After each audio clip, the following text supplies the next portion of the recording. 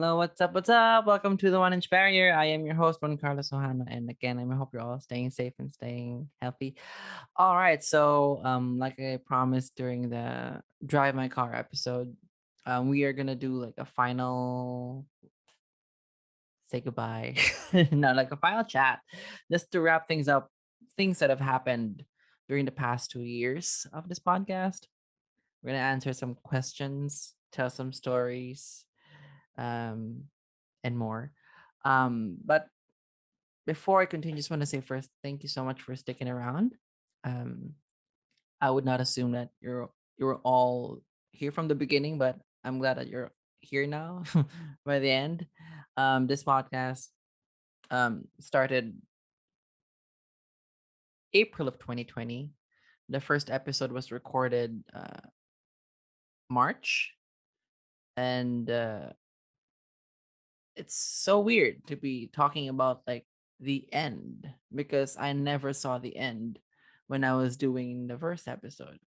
I just wanted to do this podcast, but anyway, more on that later. So for me to, I don't know, deep from what just happened during the past 2 years, I'm joined by um a guest that you've heard in the second season where we talked about No Man's Land, the films of 2001, fourth season where we talked about Fanny Alexander, the films of 1983, sixth season where we talked about Through a Glass Darkly in the films of 1961, and the seventh season just finished talking about Gate of Hell in the films of 1954.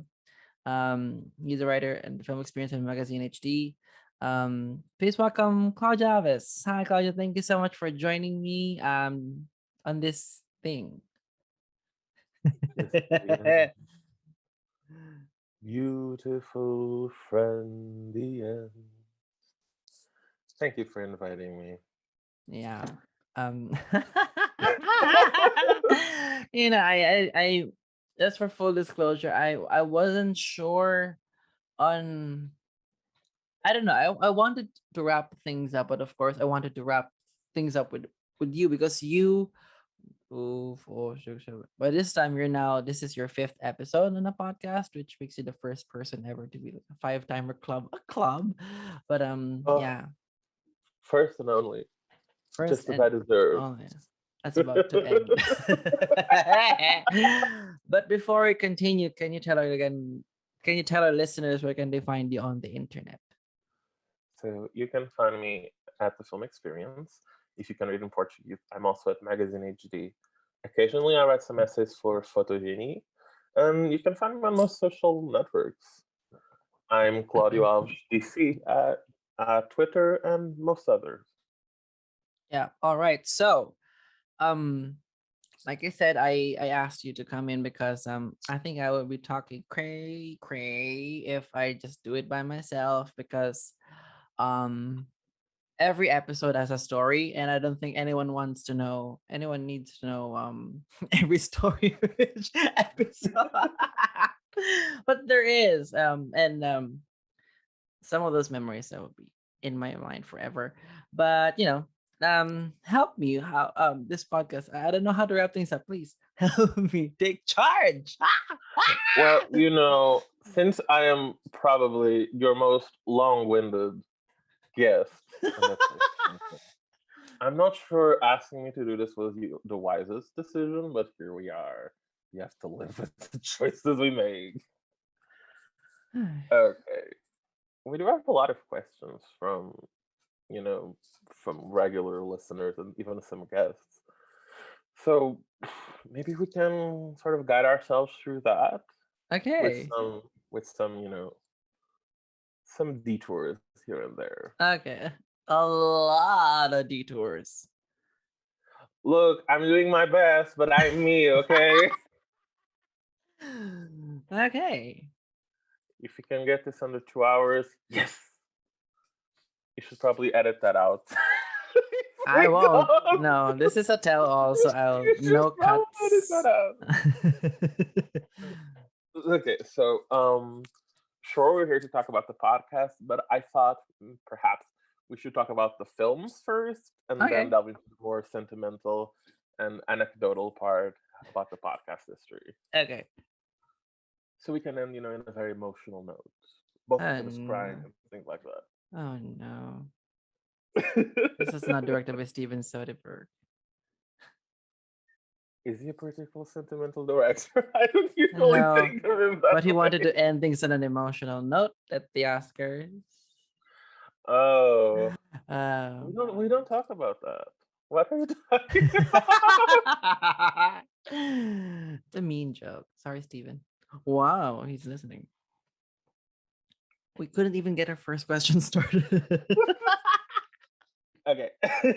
Okay. Well, I'll start with a very basic question. You know, what was your favorite year? This was asked by Fritz from Fritz and the Oscars. Film-wise, what was your favorite year? 2019. Really? Such Easy. a wow. I think in terms of how no, maybe I'll answer kind of try to vary my answer there. 2019 because I think the quality of the films.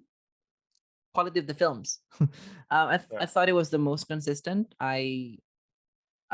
They're the group with the closest that I'm really in love with all. I mean, my number 5 is Corpus Christi, and that's like A minus B plus for me. So that says a lot about the quality of the group, because usually, I think with this category, you usually have um 1 to 2 great films, 2 to 3 good films, one that's mediocre or just not for me, and once in a while we get those just bad films. So 2018 really stands out with me, and I'm kind of weird that I started with that one because it felt like every episode was chasing that in terms of the Yeah, quality of the year. that is what I was going to say. So you start with the best one, and none of the others lived up to that.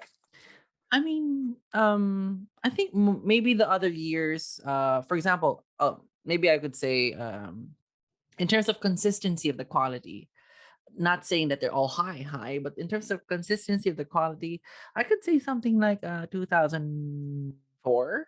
I really liked all of the nominees there. That's the year to see inside. You have Downfall, As It Is in Heaven, To See Inside Yesterday, and The Chorus. I liked all of those. No comment. Uh, yeah, and then what? No comment on my part. Oh, I have issue with 1 or 2 or 3, right? I know. Forgive me. Also like 1999. The Year of All About My Mother, and the other nominees, Caravan, East West, Solomon and Gaynor, Under the Sun. I liked all of those. Um, in terms of, yeah, I'm kind of trying to look back to.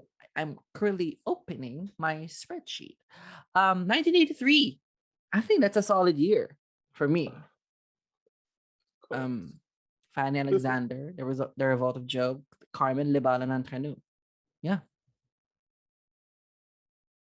Yeah. So, would you say that the category sort of is in an upward trajectory right now? Um, Since sort of 2020. like you mentioned, 2 films from the past, 2 years from the Uh past huh. 20 Academy years. So, are we in an upward trajectory? Do you think, at least in comparison to something like the '80s and the '90s? I think, yeah. I mean, kind of weird though, because I think the 2010s are, I think, the strongest decade of the category. And then once we hit 2020, 2021, um, I'm very mixed with 2020. I think that sort of tracks with the rule changes. Yeah. Oh, yeah. That's like, that's when they didn't do the save, I think. Yeah. So your favorite period is sort of post post the Romanian scandal, when 4 months, 3 weeks, and 2 days didn't get in and they changed the rules, and pre the change rules back again when they eliminated the committee save. Probably because even the 2008, 9, I don't love all of the films, but aside from 1 or 2, I didn't hate any of these films. Yeah. And I mean, there are some surprising choices there, like Dogtooth in Oh 2010. yeah, oh yeah, oh yeah. Saw it way too young. How old must you be to watch that film? I think I was 15 or 16. Watched it Actually, on a family television. that's it's a film about family. Yeah, it's a family film. Yeah. Okay, going in that same logic, what was your single favorite movie? Fritz also asked. I'm not gonna say Parasite because that's the most obvious. I am also a separation is obvious. um and I don't want to pick like a 2010s because I don't want to show my my Recency bias. recency bias, even though the quality of this category just keep on getting better. I'll say something like I'm not gonna limit myself, like Waltz with Bashir just shook me to my core. Hero from China 2002 is just amazing for me. Departures is a winner that I treasure in my heart for some reason. Um, Caravan from Nepal just transported me elsewhere.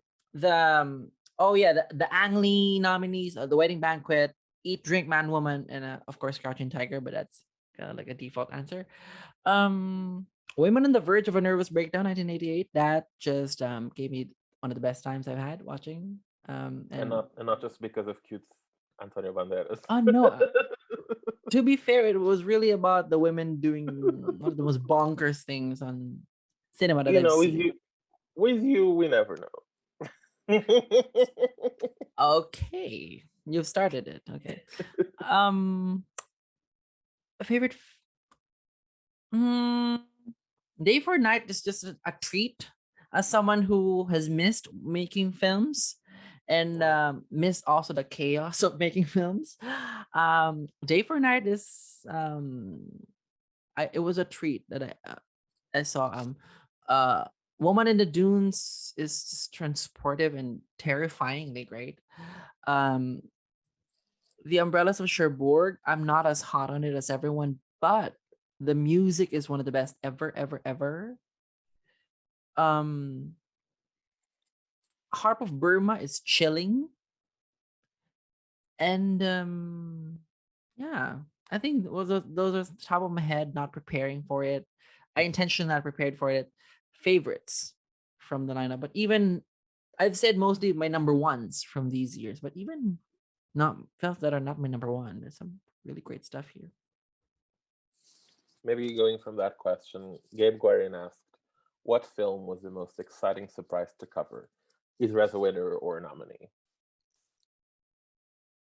Seven Beauties. Really, that one surprised you? Surprised.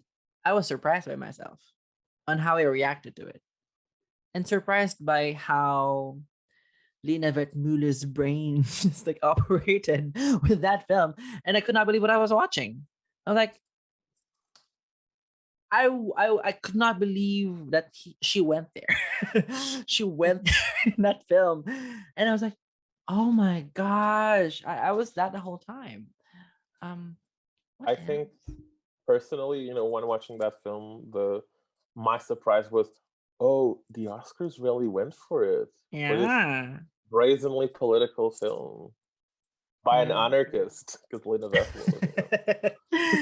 Oh, Lena, rest in peace, Queen. Um, Films that surprised me. I don't know. Usually, uh, here's the thing. The films that I have high expectations on, which means the classics, they usually kind of fail me just a tiny bit. So the surprises really come from films that actually should not be a surprise at all because I have no idea about them. Like for example, 1959, The Bridge, brilliant anti-war film. Like I could not believe it. I thought, why is this not more well known? I Mhm. was I was floored by it. Um, Twin Sisters of Kyoto, maybe on the verge of preferring it over 8.5. That surprised me. I love that. I love the atmosphere of that film. Not that I'm loving films just because of atmosphere. Uh, I mean, I think that's valid. yeah. What else? That really surprised me. Battle of Algiers. I was surprised on how it articulated anger so much, political anger. Um, Same thing with Zed. Of I did. This is my first Costa Gavras film, so I didn't know how political he could get in his films, overtly political, and I was just like these films when I was like very much in political uh, madness. They articulated it. Um, Turkish Delight. I'm just surprised that the Academy went for this. And I saw this with my mom, and it was an erect penis. Oh no! Oh yes. And there was like a bleeding brain in the first 5 minutes. Like, okay, mom, stick around. Black and White in Color, one of the least known winners. Loved it. Loved it. What else surprised me? I think everything surprises me. You're uh, very easy to surprise. oh, am I? Um, May the listeners interpret that as you will. oh no. Betty Blue. Oh, that film was so hard to find Surprised that the because Academy went for it.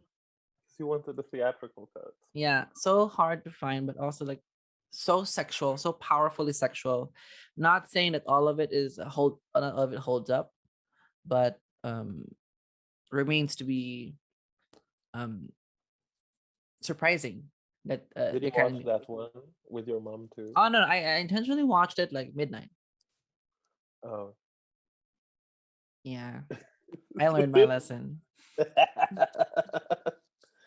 It is kind of, you know, your answer sort of brought to mind two things, which is like, how did you feel about the Academy history? Because when you went through the 60s and 70s, I think you really see an openness to author cinema and politics and sex you don't really see nowadays. Do you think Mm. we sort of, I don't know, you think the Academy lost some of its mojo or some of its adventurous spirit? Maybe. I'm also thinking because of what was happening during the 50s leading to the 60s that made the choices really exciting and fun. Like, um, was were the Academy members also part of the cultural revolution that was happening in America in those times?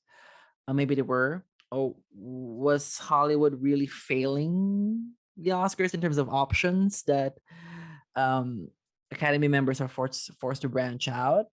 I will never know, and I actually did limited research on the context of the years, which I should have. I did it on in a few years, but I I don't really know if, because I think 80s and 90s are kind of like the mm, Sort of a conservative backlash almost. yeah, with many mediocre choices, like a lot of not bad, but why am I watching Safe. this? Yeah, safe.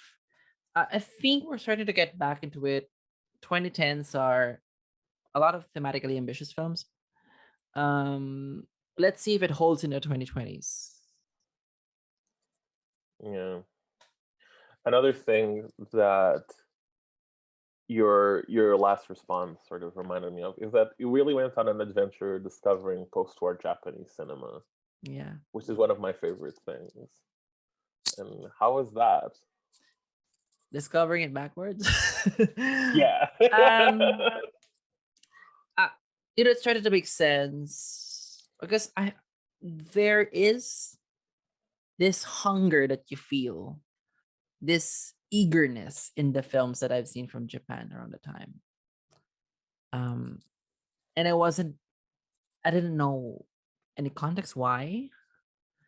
But when I reached the Rashomon episode, my guest, who's a dear film professor, kind of said, Japan was picking its picking up itself to picking itself up Yeah, from the rising from ruins. the ashes. Yeah. Yeah. And usually in the hardest times you make, unfortunately, the best art. And I think it contributed to that. Um, I've also seen a few of Japanese films not submitted at all, like for example, Late Spring. There is a deep sense of humanistic touch in these films, or embracing the unknown, the mystical, especially with the Twin Sisters of Kyoto and in terms of tone at least, Woman in the Dunes, that you're not sure what you're really watching. um, these are adventurous films that I don't know what brought them, and unfortunately, like I think the 50s in Hollywood, they were starting to see the cracks of the Hays Code at the time, right? What, during the 50s, for sure, yeah. Yeah. Especially after 1953 and The Moon is Blue. Oh, I haven't seen that yet. It's a terrible movie, but it has historical importance. Then I will see it. Best Actress nominee, Maggie McNamara. Cheers. She's terrible. All right. Okay. Okay, still in the theme of Japanese cinema, Ronaldo Souza asks, "What's the most money you would pay if someone told you they could get Portrait of Chieko? Portrait of Chieko for you." That damn film. Um, For listeners who don't know, that's the only nominee that was impossible to find. yeah.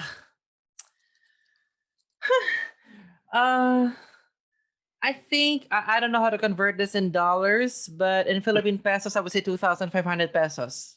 Philippine pesos. So roughly, I think $50. I don't know. I'm You cheap, heard.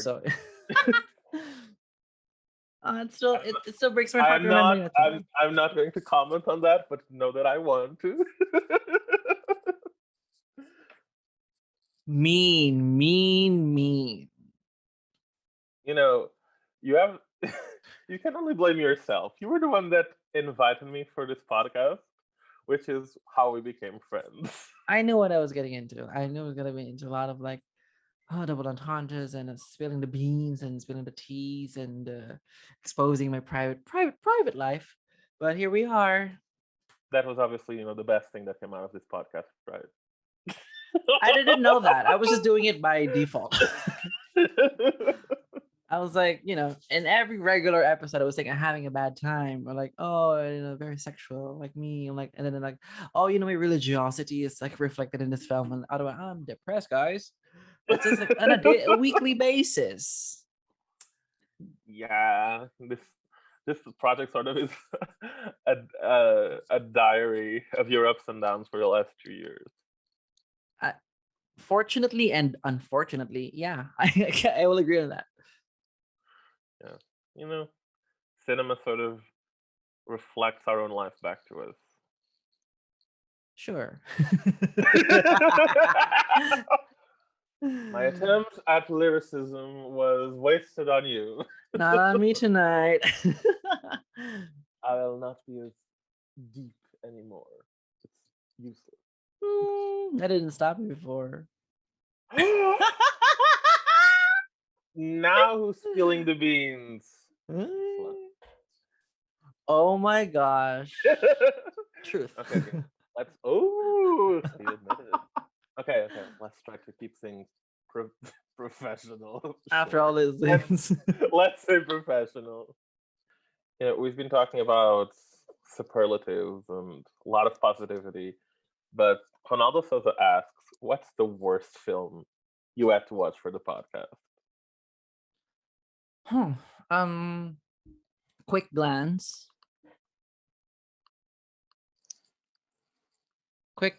The Insult from Lebanon, 2017.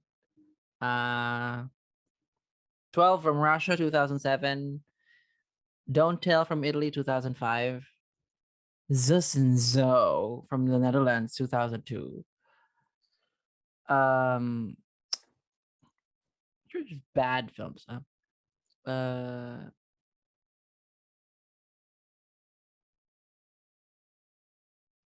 Viva Italia from Italy, 1978. I want to say Madame Rosa from France, 1977. um,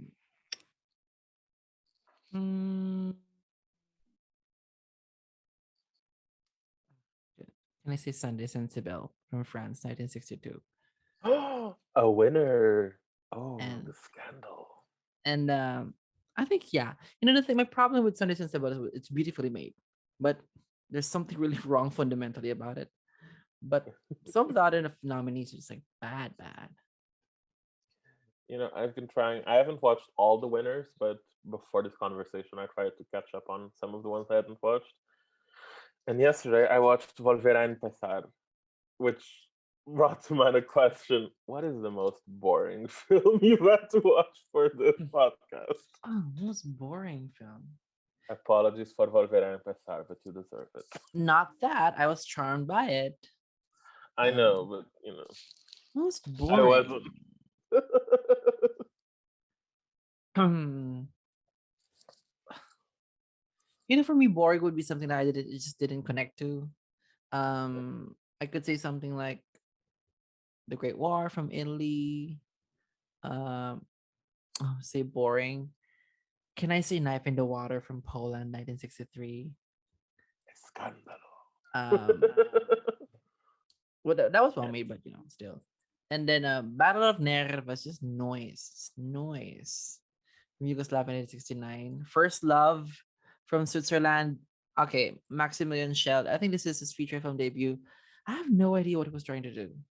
Um, when I'm trying to do this list, I'm usually trying to think like, okay, maybe I was bored, but maybe the film was trying to do something. Um, Madame Rose, I just don't have nothing. Didn't get anything from me. Um, oh my goodness. What else? Like Private Life from Soviet Union. Okay, I don't know. Um, Hanusen from Hungary just didn't connect with me. The Family from Italy has some beautiful men, but uh, it just also didn't connect with that. Um, what else was like boring? The Grandfather from Spain, 1998. Just I don't know. I don't know what happened with that one. Um, it feels like it has its own charm that is for a different kind of audience, not me. And boring. 12 from Russia. That's bad and boring. That's an awful combination. Yeah, Uh that's what I was going to say. and then this is one I kind of regret though. The Milk of Sorrow from Peru. I feel like I just didn't click with it at the time. But maybe I would be if I watch it because I was bored. I remember was being bored from the time. Um, Also Thebe from Jordan, but again, some of these I'm kind of chalking up to maybe I wasn't in the right condition at the time because I didn't Yeah. think they were bad, but I was bored. You know? I would think this project probably also sort of affected the way you look at some of these films. Yeah. Unfortunately, yeah. You always think of them as like, was this a worthy winner? Was this a worthy nominee? Like even when you cover the Oscars, like, oh, was this a worthy Yeah, yeah, picture? that's sort of one of the curses of the Oscar. Sometimes it's better to be snubbed. Yeah. And like if it was snubbed, then oh yeah, that happens. You deserve it. But it was snubbed and it's actually great. Oh my gosh. It's like the Oscars, whether I try to neutralize its impact on me or not, it will be because these were the five that they chose. It's always gonna be in the back of my head. We just come out of an Oscar season where Coda. I wasn't going to say the name of the movie, but Coda. I think that that little piece of mediocrity is going to age very poorly, in part because of the Oscar that it won. I knew it too. Leading the days leading up to it, I knew like, okay, I love this film, but it has no business winning. And if it wins 5 years from now, at earliest, people will start thinking, what happened in 2021? And the Oscars just went Yeah. with it. Sorry, Coda fans. I'm on your side, Yeah, but not with a win for best picture. I am not on your side, Coda fans. I Oh, have you want me to never tell been. him? You want me to tell you guys what Claudio said about Coda? I have never been on your side. To be fair, you weren't hating on the film when it was starting to build up its awards momentum. Like, no, you really didn't like it from the get go. Yeah, like I watched it in September, and I gave it 2 stars on Letterboxd. Yeah. Anyway, let's get away from Coda before I start to cry. We're both sides now. I love that song. I'm so whatever. Just think of it as a song from Hereditary. Oh, that makes me feel better.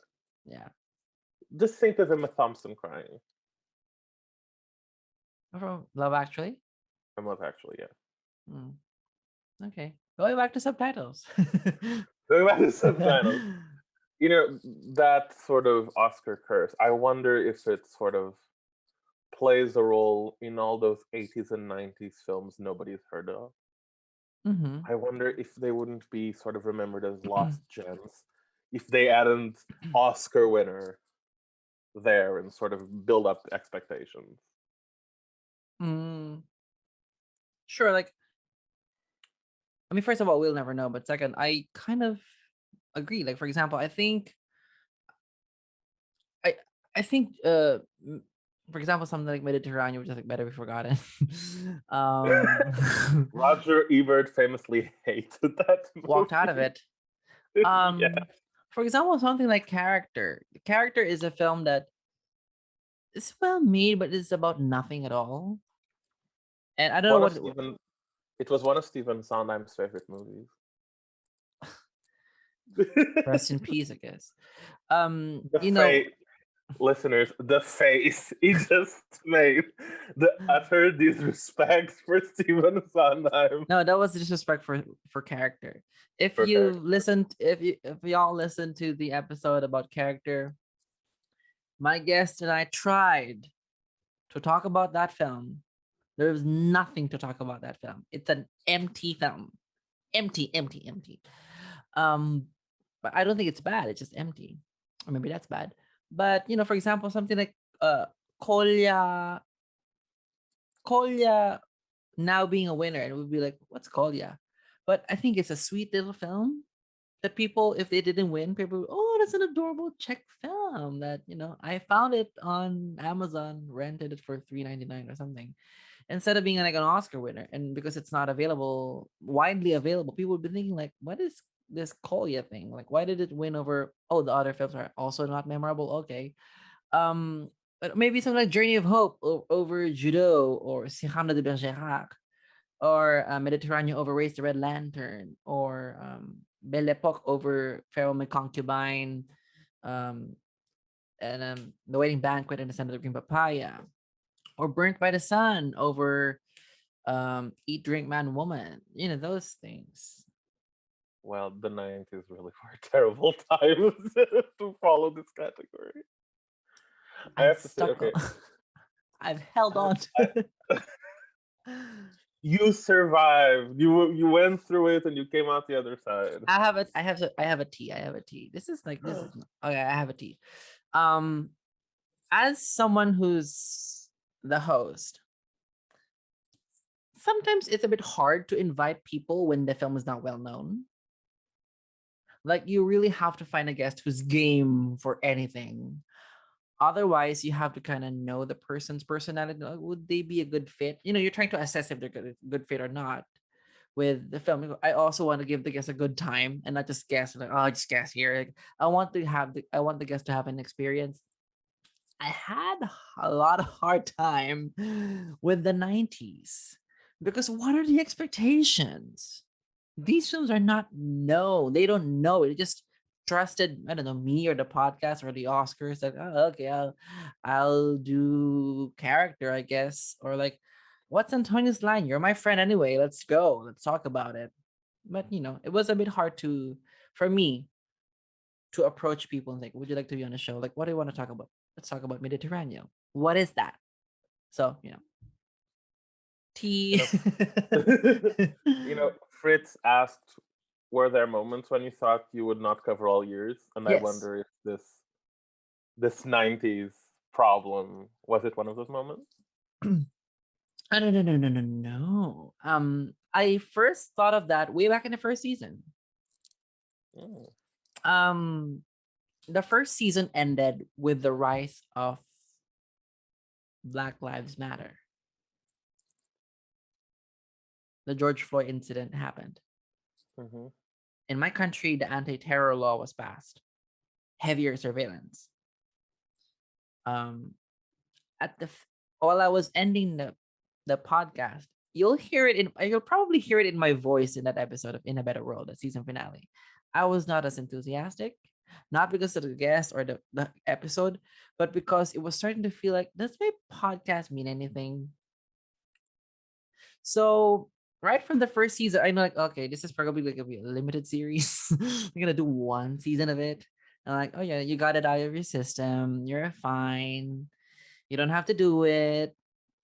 Um, if you do the next season, would people care about the counterfeiters or nowhere in Africa, or departures? And I thought it would the, doing the podcast started to minimize, to dwarf in the larger scheme of things. So right from the first season, I thought, okay, I might not be doing this anymore. And I already accepted it, but it took me a while to get to say, all right, just do it. And another T, if you'll notice, the first four guests of the second season were all my friends from film school. I did that because I wasn't feeling very game yet, but I wanted to do it anyway. So I wanted to do it with people I don't have to worry about building rapport. Like, let's just talk as friends about these films. So when I finally got to the guests that were the first time I talked to from 2005 onwards, I was already warmed up. But really, between first and second season, I ended the first season thinking I might not be able to do this anymore. But when the second season ended, and then I was already booking guests for the third season. Once I did the third season, like, there's no stopping. Yeah, Yeah. I'm glad you never stopped. I should have stopped at 2002. So I didn't. 2001 didn't happen. Oh no. But unfortunately, Like you too, like you too. and I would say, finding the films did give me a lot of trepidation. Moving, luckily things fell into place, and I was able to find them except one. That damn portrait of Chieko. Yeah. But I was because I wasn't sure moving forward, because 70s, 60s, not all of those are, most of them are kind of easy to find. 80s and 90s are hard to find. No one cares about these films mostly. And that's sad. That's really sad for me. So I had to get really creative and find the weirdest of places where I could find them. Um, but I wasn't gonna be stopping. I was gonna be like, oh, maybe this year I could only watch four of the nominees, which would be sour for me because I'm a completist in a way, and do five, rank five, like that. But Portrait of Chico was the only one who was inevitable. I did all of those. So Yeah, that was, yes, my the thoughts that I would not be able to do all of the years started first season. bouncing back from that, you know, sort of melancholic musing. I have to say, I watched Belle Epoque this past week, and I was, oh no, this is what it would be like living with Juan Carlos, with four of him, all obsessing over a cute twink that appeared out of nowhere. Yeah, The chaos. that was my connection with the film. That was a connection. Which reminds me, one of my favorite parts of this project has been a little end of season tradition on Twitter where you choose the Oscar hotties from each of these years. I use the term beautiful men. Oscar hotties feel like they're objectifying them, but you know what I mean. But you wouldn't do such a thing. I Never. wouldn't. I respect all actors. Especially those where they appear in the background of one scene and then you go into IMDb trying to find who they were. And I have to translate. Because like sometimes, for example, the actor from Life is Beautiful, Atendante Redesco, like, what is that? Atendante Redesco. Oh, German waiter. Oh, okay. I found you. I see you. Like, Let's not comment on the amount of Nazi characters I'm sorry. that ended up on that list. I just said German waiter. But if some listener wasn't found out that yet, wasn't perused those lists of beautiful men, he goes there and suddenly, does this guy have a Nazi fetish? I'm just warning them. Yeah. I wasn't No, supporting the ideology. I'm just like the face. just the face. Just all those white twins. Can't blame me though.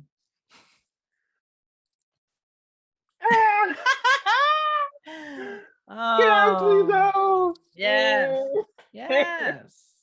I'm really curious to see how you, because you haven't done the seventh season yet. I'm Yeah. really curious to see who you pick because some of those years you are limited to one film.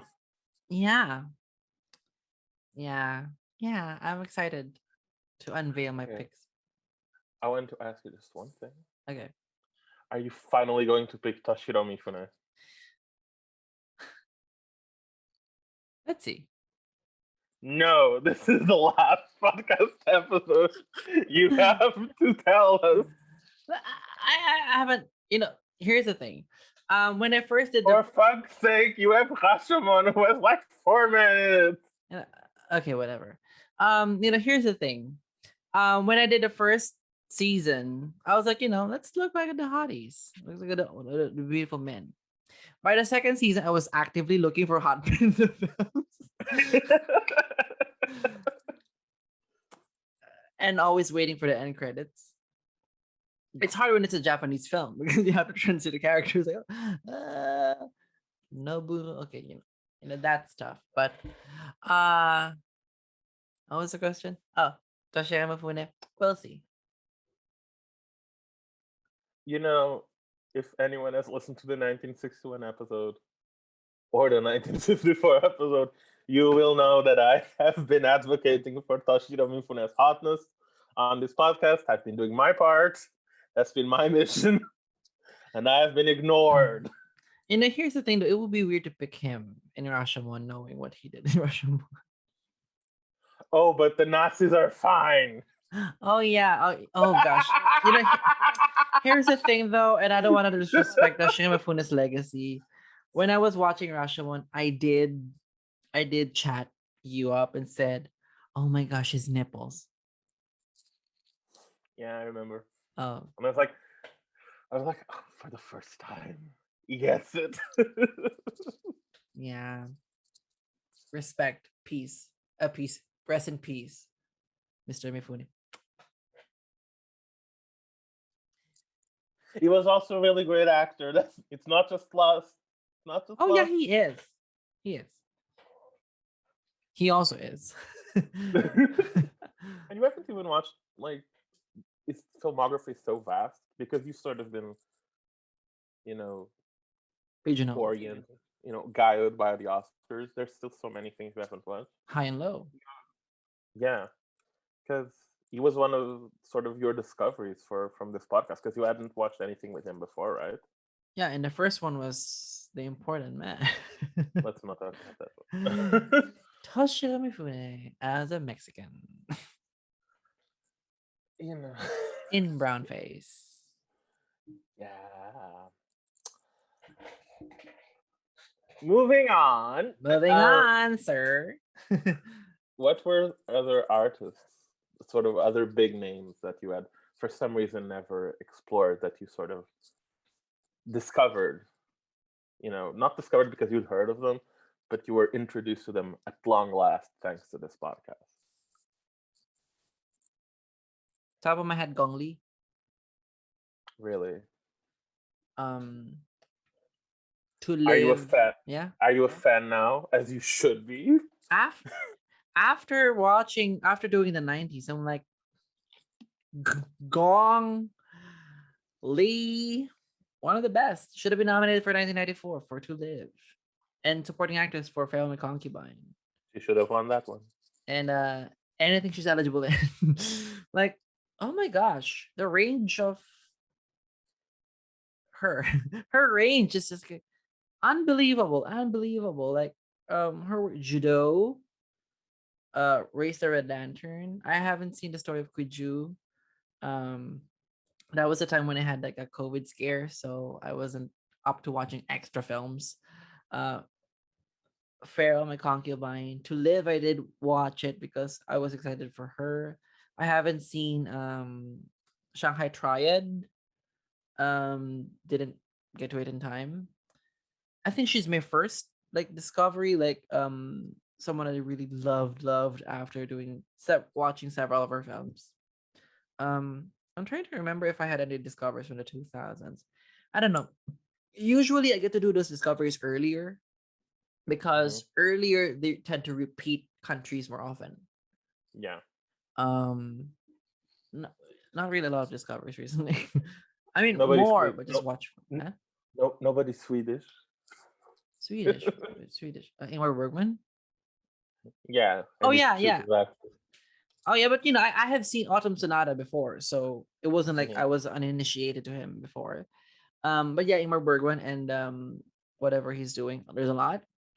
The expanse of his filmography going backwards is an interesting it's an interesting experience because you get to watch his most like maybe his most formalistically ambitious, if you would agree or not, Fanny and Alexander. Maybe Yeah, not. But you start to see him go back to the chamber dramas. That's an yeah. interesting experience. Um who else did I discover? Oh, Pedro Almodovar. Watch it. Oh, really? Yeah. You weren't that familiar with this cinema before, I've only or seen or at least his classics. classics, uh, especially earlier works, because I've only seen prior to the podcast. I've only seen Broken Embraces, The Skin I Live In, and those I've seen in the context of their years, not necessarily in the context of Pedro, the filmmaker. So when I Yeah, was going back, Pain and Glory, those films, Volver, I did watch Volver, Talk to Her, All About My Mother, Woman on the Verge. I'm like, oh, I don't like, remember. Did you watch Law of Desire?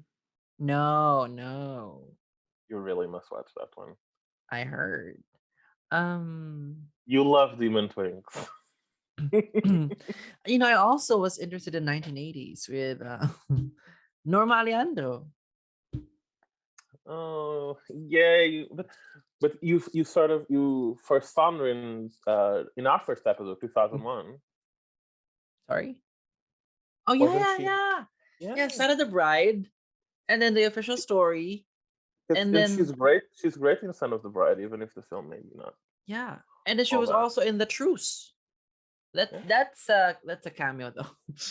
That's a 1-2 scene. She slept with the lead, something like that. Um, but Yeah, but she's amazing. yeah, and then oh, this is just a one-time thing. But Ellen Klimov for Come and See. Yeah. Oh my goodness. I know she wasn't nominated, but I think you'd find a lot to love in the cinema of his wife, Larissa Sheptiko. The Ascent. She did Ascent, yeah, Yeah. and she also did Wings, and it's just amazing her work. Uh, yeah. I'm seeing a lot of her. excerpts from the documentary series I'm still watching, Women Make Film, and Yeah. really, It, those are my regrets. yeah. Um, I mean, but again, you're sort of you have the Oscars to guiding you, and not just nominees but the submissions. So you were limited if you yeah, wanted to watch. it was always gonna be like the five, and if I have time, the others. Yeah, and the Soviet Union would have never selected their movies. No, no, and not even submissions. Like sometimes I'm just curious for about a film. Yeah, yeah, Um, I was trying to remember why I didn't watch something from Larissa Shepitko. The Ascent. I didn't know her then. I'm sorry. That was the only reason. And sometimes I don't get to watch extra films. Like for example, in 1969, I did watch 18 films from yeah. 1969, and then there are years where I've only watched five. Some of them because I was already burnt out. Some of them because I had a COVID scare. Some of them really COVID, and I'm really tired. Um, and the most recent one, seventh season, I wasn't able to watch a lot of extra films because I was doing full time volunteering for the campaign. So yeah, a lot of gaps, and I have acknowledged them, and I acknowledge them that um, doing this series with the framework of the Oscars is always gonna be, you can only do so much with what's outside of the Oscars because you start with it. Yeah. At the same time, I think it's sort of it provides an interesting context to discover the films. Yeah. And I think despite there are some films like Shepitko's that sort of they are canonized in some way, because she ascent, if nothing else, because of its big festival wins. But the Oscars sometimes they do shine a light on films that would have been forgotten otherwise, Yeah. and I think that's also good. And we make fun of the '80s and '90s. They picked a lot of films nobody knows about, but it's also fun to discover them. Yeah. Like uh, I remember something like Dangerous Moves, which Hmm. I don't think anyone talks about now, but it's Yeah, actually a fine, quiet drama thriller. yeah, Or The Assault. I didn't love that film, but its attempt to be a sweeping take on the effects of war through the psyche of a young boy at the time, and even Volver and Empezar, which you thought was boring, but for me, it was so charming that a film that's so small scale yeah.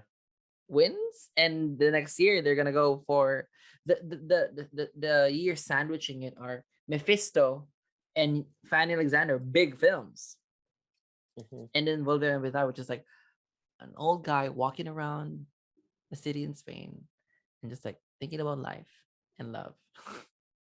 Talking about the Nobel Prize from time to time. Oh yeah, a lot of talking. Yeah. A lot of walking. A lot walking, talking. Oh, a genre I love. Yeah. You know, I I was miss dating. I'm thinking. sorry. Wow. Oh, whoa, whoa, whoa, whoa, whoa, whoa, whoa. Like I was thinking, at least from our first episode, I'm really glad I saw Son of the Bride because Norma Leandro is really good in it, as is the entire cast. And I probably wouldn't have found that film though I had it on DVD for years. It's not for the Oscars, and if not for this project. Mm, And which, thank you. you're welcome. And which brings me to another of Fritz's questions. What are the best performances you remember, from this project? Fritz and his questions. He sent a Ah, lot of Fritz. and Anyway, difficult ones. We love you, Fritz. he We asked love you. big questions. Yeah, I love you, Fritz. Um, Jasmine Djuricic for Kovale Saida. Um, the whole cast of Parasite, Song Kang Ho, Choi Yo Jong, and all of them. Uh, I'm just like to skip years. Uh, Sakura Ando in Shoplifters, Zayn Al Rafia for Capernaum, Daniela Vega for A Fantastic Woman. Let's see. I want to skip. I want to do other decades. I want to prove I've seen other years. Oh no, I've seen other years. I promise. Is it Ulrich Seidel, the lead of The Lives of Others? I think Ulrich Seidel, the lead actress from Water as well. Oh yeah, I love her. I'm so glad you Yeah, mentioned her. and then She should have been Oscar nominated. oh She yeah, was. I forgot the name of the guy that played Hitler. Bruno Gans. Bruno Gans for Downfall. The Hitler guy. I'm sorry. Javier Bardem in The Sea Inside. I'm sorry. It's fine to be. It's fine to be wrong sometimes. It happens more often than not. Um.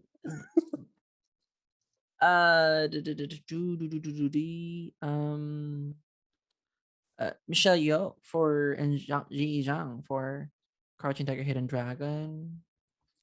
Cecilia Roth for All About My Michelle Yeoh, Mother. Michelle Yeoh, who may be an Oscar nominee at the end of this particular at our season right now. Yeah. Let's hope. Roberto Benigni for Life is Beautiful. Being wrong two times in one day is pushing it to the Oh no. Oh, by the way, listeners, because I've been following this podcast, but I have never listened to that episode. Yeah. Because I know you and your guests love this movie, and I can't. I'm sorry. Yeah, that I'm was not the a limit big of our fan. friendship. Okay. I can't. Yeah. Oh, is it Leslie Chung from Pharaoh My Concubine? Yes. Then Leslie Chung for Pharaoh My Concubine. Um. Fernando Montenegro. Oh yeah, of course. Fernando Montenegro. If you're going to mention one from '98, at least mention the right one. Sorry, two choices. Gong Li, Race to Red Lantern, shut up.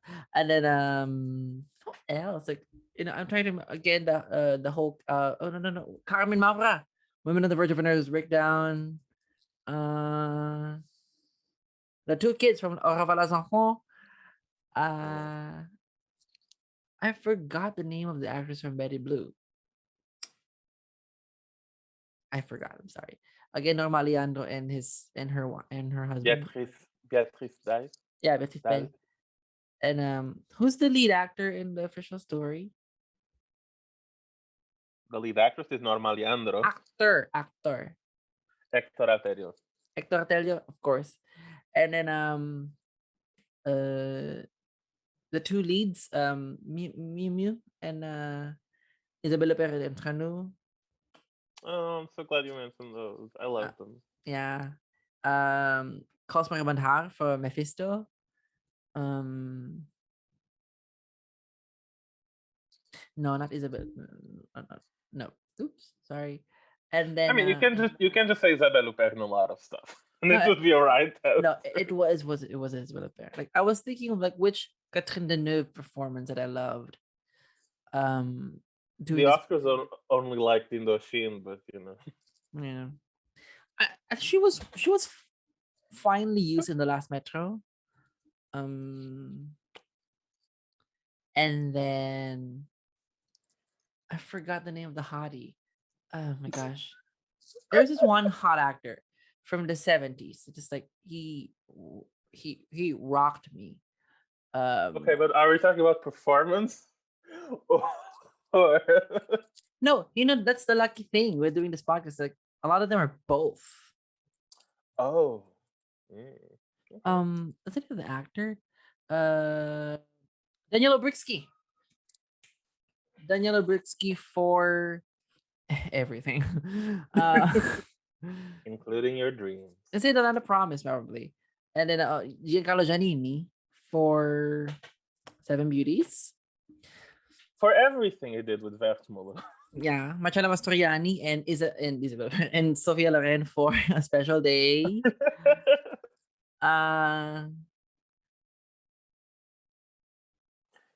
Maybe did you like Valentina Cortese? Oh yeah, I was just getting there. Yeah, are you like Ingrid Bergman, who says she should have won? I haven't seen Ingrid though, and I don't want to discount Ingrid yet, just yet.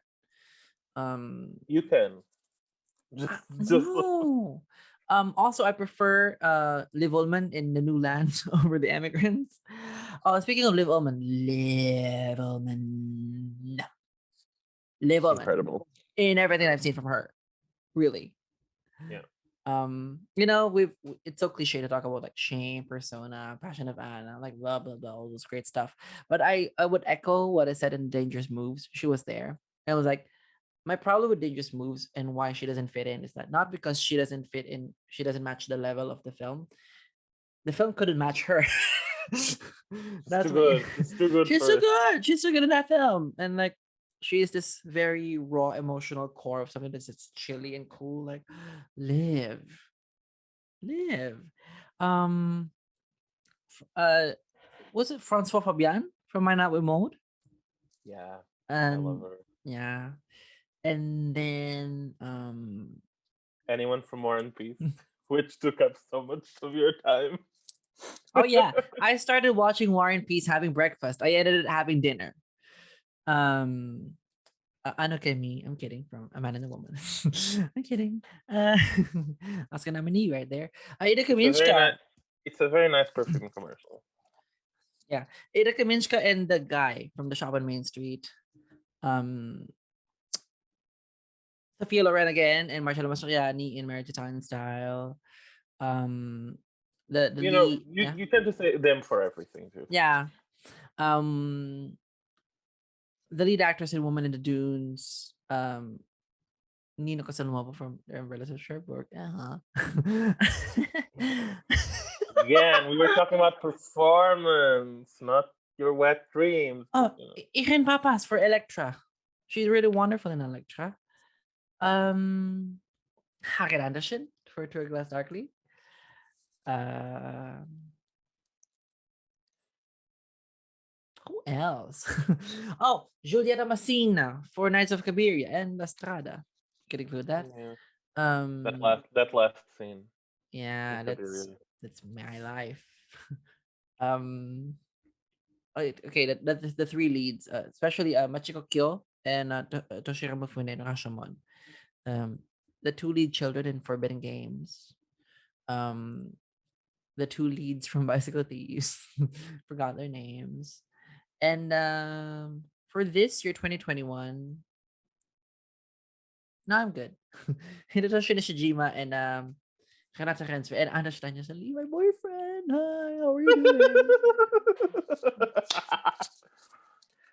So you were just mentioning Drive My Car, Yeah. which, despite there were a lot of fans from The Worst Person in the World Mm-hmm. thinking maybe it could upset, I think it was a fairly easy victory. It was a front runner and the Best Picture nominee, which brings me to the opposite spectrum. Callum Reed asked, which year do you think was the closest race for the Oscar?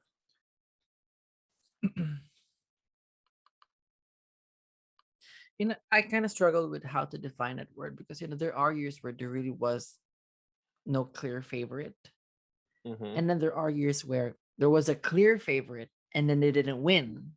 So how close was it? Um, I could remember things like Departures over Walter Bashir, or The Lives of Others over Pan's Labyrinth or No One's Son of Emily. But just in terms of years that just like didn't have, A Fantastic Woman kind of had a front runner near the end of the award season. Mm-hmm. Um, Ida wasn't the widest lead. Um, in 2010. Um, In a Better World won over Dogtooth and Sandy Beautiful and Outside the Law. I think Outside the Law and probably over Dogtooth. It was I remember not having a front runner from those three. And I predicted Beautiful at the time. In a Better World won. Mm-hmm. Yeah, that Uh seems like a close race. yeah. 2009 as well. You have a Prophet, The White Ribbon, Ajami, The Milk of Sorrow, and then The Secret in Their Eyes won. Uh, I remember The Secret of the Rise kind of being a surprise. I think people were kind of predicting a Prophet or the White Ribbon. My sister would have certainly liked if it had lost. A Secret of the Rise? Yeah. Oh, she don't like it. You know why? Why? Because she was a 9-year-old forced to watch The Secret in Their Eyes. Why did they do that to her? Because it was my birthday, and I chose what film we were going to watch. And The Secret in Their Eyes had just opened, so she was a 9-year-old forced to watch that. Goodness sakes. I mean, she then made me watch Anna Montana the movie for her birthday, which I honestly don't know if it was because she wanted to or because she wanted revenge. Yeah, there's that. um 2002, I think The Crime of Father Amaro had the buzz at the time, but The Word Africa won. Uh Not Hero or The Man Without a Past. or I mean, see, there you go. I think The Crime of Father Amaro had the buzz, but Hero and No I Without a Past also probably. Hero kind of got bungled with its American release because of Mm. Dear. It was Dear, Mirror. dear. It was Dear Miramax, Miramax. wasn't Yeah. it? Yeah. Um oh, Pharaoh My Concubine was really the front runner all along, and then Bella Puck won. Yeah, Yeah. that is sad. Also, like Raise the Red Lantern, I think, over Mediterranean. Oh, and there's also the Europa Factor, which wasn't submitted but was nominated for adapted screenplay. Anyway, um, I wonder if 1990 was close. 99. 1990, because Cyrano de Bergerac seemed like it would win, but Oh yeah. Oh yeah, Cyrano de Bergerac, and then that was China's first nomination, which was very controversial because China wanted to withdraw it. And then Cyrano de Bergerac just got nominated for 5 awards, and then Journey of Hope won. I mean, maybe the Academy was feeling like you disrespecting Cyrano like that.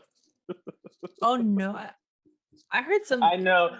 You just feel cold on it. I know. No, I heard some gossip on that award season. I think I read Inside Oscar or Secret of the Academy Awards. There's a tea book that I read about how that Tejano de Bergerac was poised to do better that year, but didn't happen because of, I think, one interview, I guess, that must got mistranslated. Oh. Ooh, tea. I could not say about the other years because the other years, the earlier years, I guess.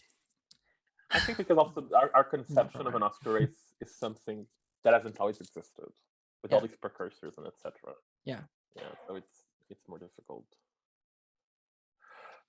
Which brings me to a very complicated question that I'm not sure we'll be able to answer. Okay. Okay, so this is worded. I'm going to change a little bit. What are your favorite international feature contenders that won a lot of precursors, but not the Oscar? Oh, what's with Bashir? What's with Bashir? What? Yeah, was it poised as a likely winner? Yeah.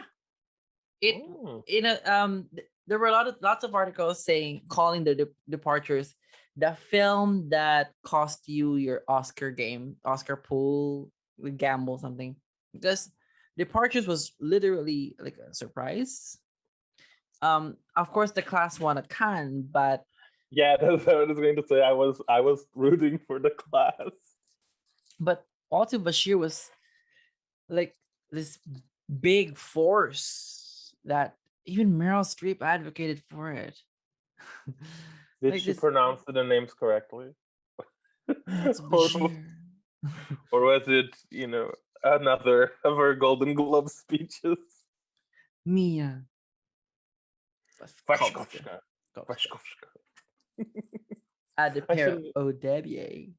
I shouldn't be making fun because if anyone listens to my previous guest spots on this podcast, I mispronounce everything.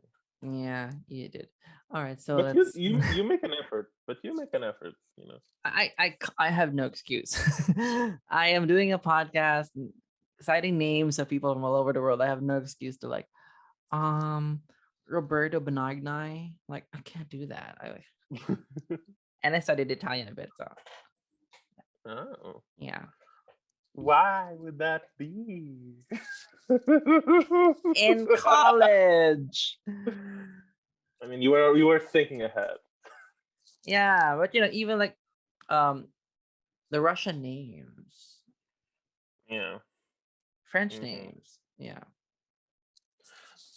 This brings me to another thing. Sometimes the country doesn't select what we would consider the right movie. What are some examples that you can think of that? Oh, if they had selected another one, they might have won or something like that.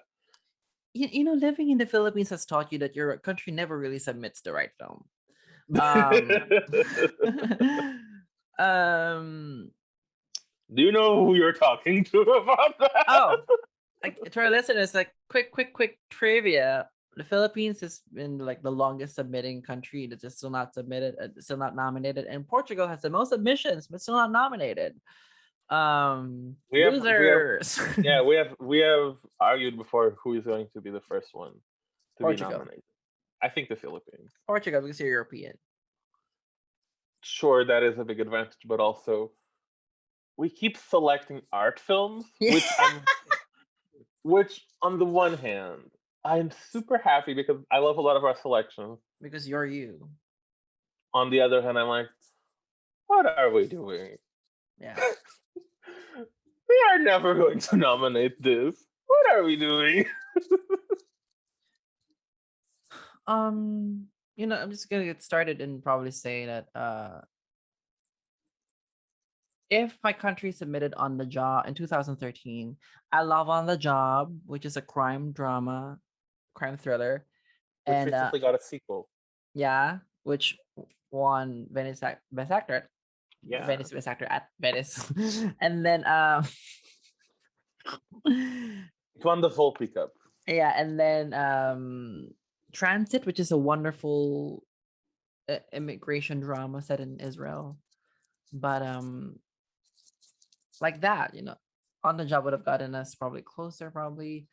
2016 was a good problem because we had Marosa and also the woman who left, who won Golden Lion at Venice. And it's really good. Yeah, I would have preferred the woman who left, but Marosa also makes sense. Um, Countries that questionably submitted, for sure, there were those that I discussed in this podcast. Spain, a lot. Spain, a lot. Which on the one hand, I can understand it would be unfair to submit Almodovar every time, but at the same time, it would be the best strategic decision. Yeah. I'm trying to remember which films I was really. Because they would have Yeah. won in 2002. Let's Yeah. just say that. I'm trying to remember the years when like, why did they submit that? This is an interesting thing. I said we were able to discuss this in a bonus episode on Name is Habla. For us, not in France, we were like, why did they not submit Port of the Lady Fire? It's more acclaimed, it's more like that, blah blah blah. In France, it was a no-brainer to submit Les Miserables. Yeah. Yeah, That, so that is true. it's also important to consider those. I mean, And it was nominated, so it's not like it was a bad decision. yeah, Because and because nothing was going to beat Parasite. So nothing, nothing. Um, I'm trying to remember really, but nothing's jumping out at me right now. I didn't check my notes, but I could just like live by example. My country is bad at submitting films. like I think Parallel Mothers this year, to go back to Spain, would probably have been nominated. Yeah, Considering it got two other nominations. yeah. Oh, I remember 2009 we submitted an awful film called Grandpa is Dead. They submitted it over Cannes winning best director or whatever, The Execution of P. That was stupid. That was stupid. I think the worst Portuguese decision was probably not submitting Mysteries of Lisbon. Instead, sending a documentary. What now? Remind me. No, it was just José Pilar about José Saramago. Oh, Jose Pilar. Yeah, I saw it in the Wikipedia page. Yeah, your country is submitting some interesting stuff, but I mean, I'm like, okay, good for we're brave sending a documentary, and like, shouldn't we have submitted the one that got some notices internationally? oh, 2010. Italy submitted the most beautiful thing. They had I Am Love. Or 2009. Yeah, they were the No, choices. another Portuguese one, and this one I will never forgive, was when we didn't submit Taboo. 2012. Yes. I don't think we would be nominated, but I think we would have made the finalists, if nothing else, because of the committee saves. Mm. And that film, Taboo, was released in the United States. Instead, we sent a film that never got released outside of Portugal, What's the title? which Sangue do Meu Sangue, Blood of My Blood. Oh, I have And like, it. it I mean, it's not bad. It's a sort of social realist melodrama. I think, for a Portuguese audience, it seems perhaps like the most logical one because it features a lot of, Portuguese cinema stars, whatever, but, very acclaimed actors and gets amazing performances in that film. But, like, it was such a mistake. It was Mhm. so stupid. Anyway, I will never stop complaining about that. Yeah. I want to remember 1998.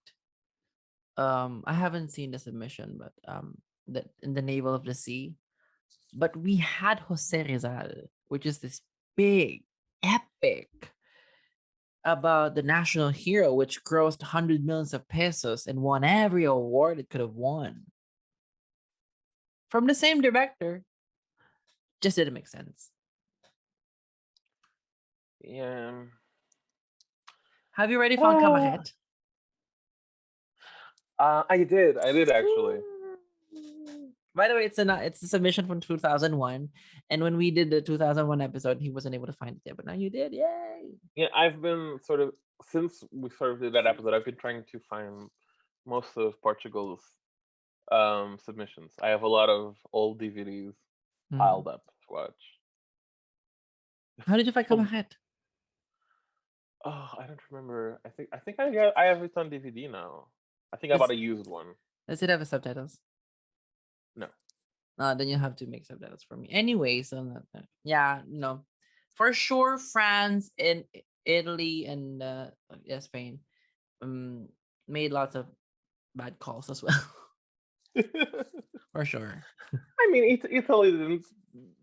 Italy can make bad calls. They're the biggest winners in this particular Oscar I mean, category. Which um, this is not about numbers. It's more about quality because Ronaldo Souza asked, "What countries would you say have the best track record in this category? Not in terms of success, but in the quality of their submissions overall." quality of submissions. Yeah, the quality of the films, Nominees. not necessarily nominees or winners, or the number of times they got in, but just who has the best track record in terms of Uh, sending great cinema. um, Are you going to say Portugal? no, no, I'm not yet well versed, and so I would say not yet.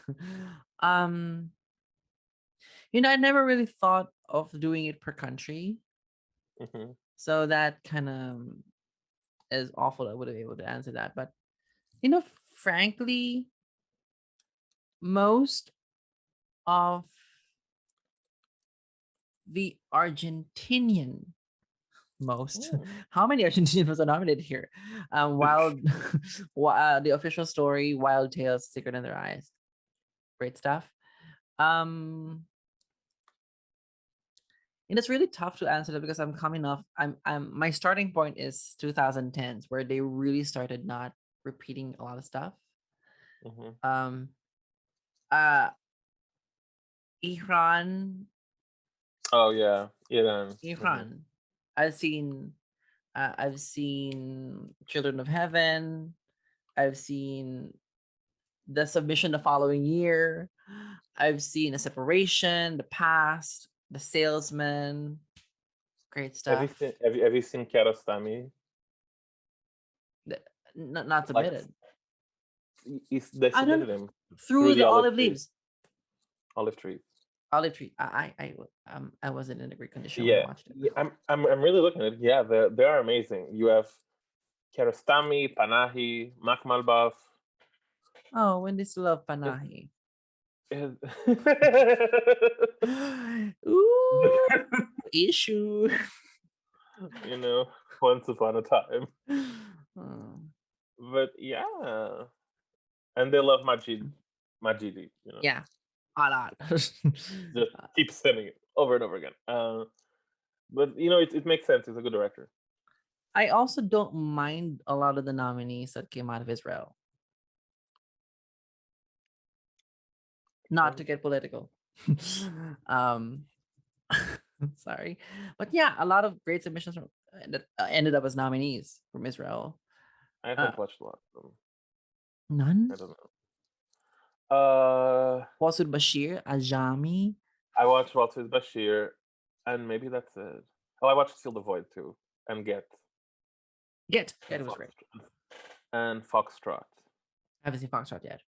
Um, Oh, but I think nothing else. Oh, I really must watch more. Oh, Late Marriage. Late Marriage, when they should have been nominated. mhm. um, I'm also, and not to be an a-hole to do this, but I'm also very interested in the submissions from Palestine. Hmm. I think there's some really good stuff as well. Um, I mean, going back to what you said, uh, oppression and suffering, unfortunately, brings about good art. so That is a horrible thing to say, but sometimes it's true. are we expecting some of the best submissions ever from the Philippines in the next 6 years? You go, Philippines! Oh no, this is a horrible joke. That was mean. I mean, Portugal, we will never know because we only started submitting in the 1980s after our fastest dictatorship. Yeah. Oh no. So we'll Um. never know. Well, we'll never know Oscar-wise because actually, in that case, no, I don't like a lot of Portuguese cinema from the dictatorship years. Oh, so No, some of our best films ever are from the dictatorship years. I mean here in Portugal, it's more like there was so little cinema outside of state-sponsored stuff that you're left with a lot of propaganda and little else. Yeah. Wow. Um. I don't know. I could say Japan probably has some good, Yeah, good I to was thinking great of stuff. yeah, sort of when that I read that question, I thought Japan because they really submitted a lot of amazing stuff, especially early on. I mean, I remember 2013 when it was like father was like son was their big option and they chose the Great Passage. So I'm not always sure strategy wise if they always do great stuff in submitting, but the films that I've seen from Japan are Yeah. I'm thinking like the beginning, like look at the first years: Kurosawa, Kinugasa, Inagaki, Ichikawa, Naruse, Kinochita, Ozu. It's it's incredible. yeah. Teshigahara, Kobayashi, never Mizoguchi. Well, but then Mizoguchi died before it started doing real submissions. Oh no. But yeah. That's why. Um I think I'm on that. No, those countries that I mentioned, like Israel, Palestine, Japan, It, Iran. I think Iran was a really good call. Yeah. Yeah. Not to say that all the countries are Asian films, are Asian countries, but keep ignoring You our know, cinema. Fuck off. Yeah. it can all be about Italy and France, Academy. Yeah. Yeah. Yeah. So I think I don't know. I think we sort of the more Oscary film specific questions. We sort of went Taken through care of. that. I think maybe we can go into the more sentimental part of this conversation, more podcast specific. Try to make me cry. Well, I can try to make you laugh first, because Fritz asked, "Why was I the best guest?" And obviously knew I was going to be asking that because why was I the best guest, Juan Carlos? Listen, You didn't laugh. You just made a face of utter disdain. no, it's not disdain. It's more like I'm glad that you guys feel that way. Because if you think, whether jokingly or not, that you were a wonderful guest, it's it's kind of like it's a reflection of how I kind of handled and made the conversation happen. That is true. So thank you. If you think you're the best guest, I mean it's subjective, and I don't ever want to think of one best guest. Yeah, Because because you know it's me, and you don't want to offend the others. no, because everyone brings something different to the table. Mhm. And You yeah. even had an Academy member, Yeah, that happened. Hi, and man. you have filmmakers, academics, you have film critics, film students. It's really an incredible variety of opinions. And I have to say, one thing that I love is that I don't know if you did this on purpose, but you really try to have a lot of international perspective. It's not just Filipinos and Americans. It's a lot of different parts of the world. I think yeah, I think you have a lot of the globe has been Except Africa, I uh regret re- that. yeah, and Antarctica. No, But scientists they're not watching films. yeah. Um, No, but yeah. yeah, I regret not being able to talk to anyone from Africa, but I do have a map where Oh, really? I need to have guests from this continent. I need to have here. I need to have here. I mean, the sad truth is also that it's kind of sad to have African guests when Africa is so horribly underrepresented at the Oscars. Yeah, there's also that. So, um, And and it's unexcusable because for fuck's sake, Senegalese cinema is so fucking rich. It's amazing, and the Oscars just doesn't care. here's the thing. Yeah, I agree with the submissions that I've seen. Like even the ones from 1809. I forgot which film was the title Yeah. of the film. Um, but also a lot of African countries are only submitting recently, Hmm. so their earlier classics don't get Yeah. submitted. For example, I've only seen Tokibuki because of this podcast. Like, oh my goodness! Hmm. So like, um, so that's a regret as well. And but Yeah. yeah, but I with mean, that's also. yeah, I suppose that's also a reflection of sort of the American market yeah, and sort of what the Oscars came to represent. Because like you're not going to submit if you think you have no chance. yeah, and like the academy has the country has to form like a selection committee, and then Yeah. the academy would recognize it. Like for sure, there are countries that don't have creating committees for the Oscars like a priority in their for their countries. Like they have a lot of things to deal with. Um, but you know, in my case, yeah. I it always excites me like, oh my gosh, this is a new country. There's a guest from here, this country. Like I haven't been on the show. Like I always wanted that. And Hmm. sometimes I want to have that.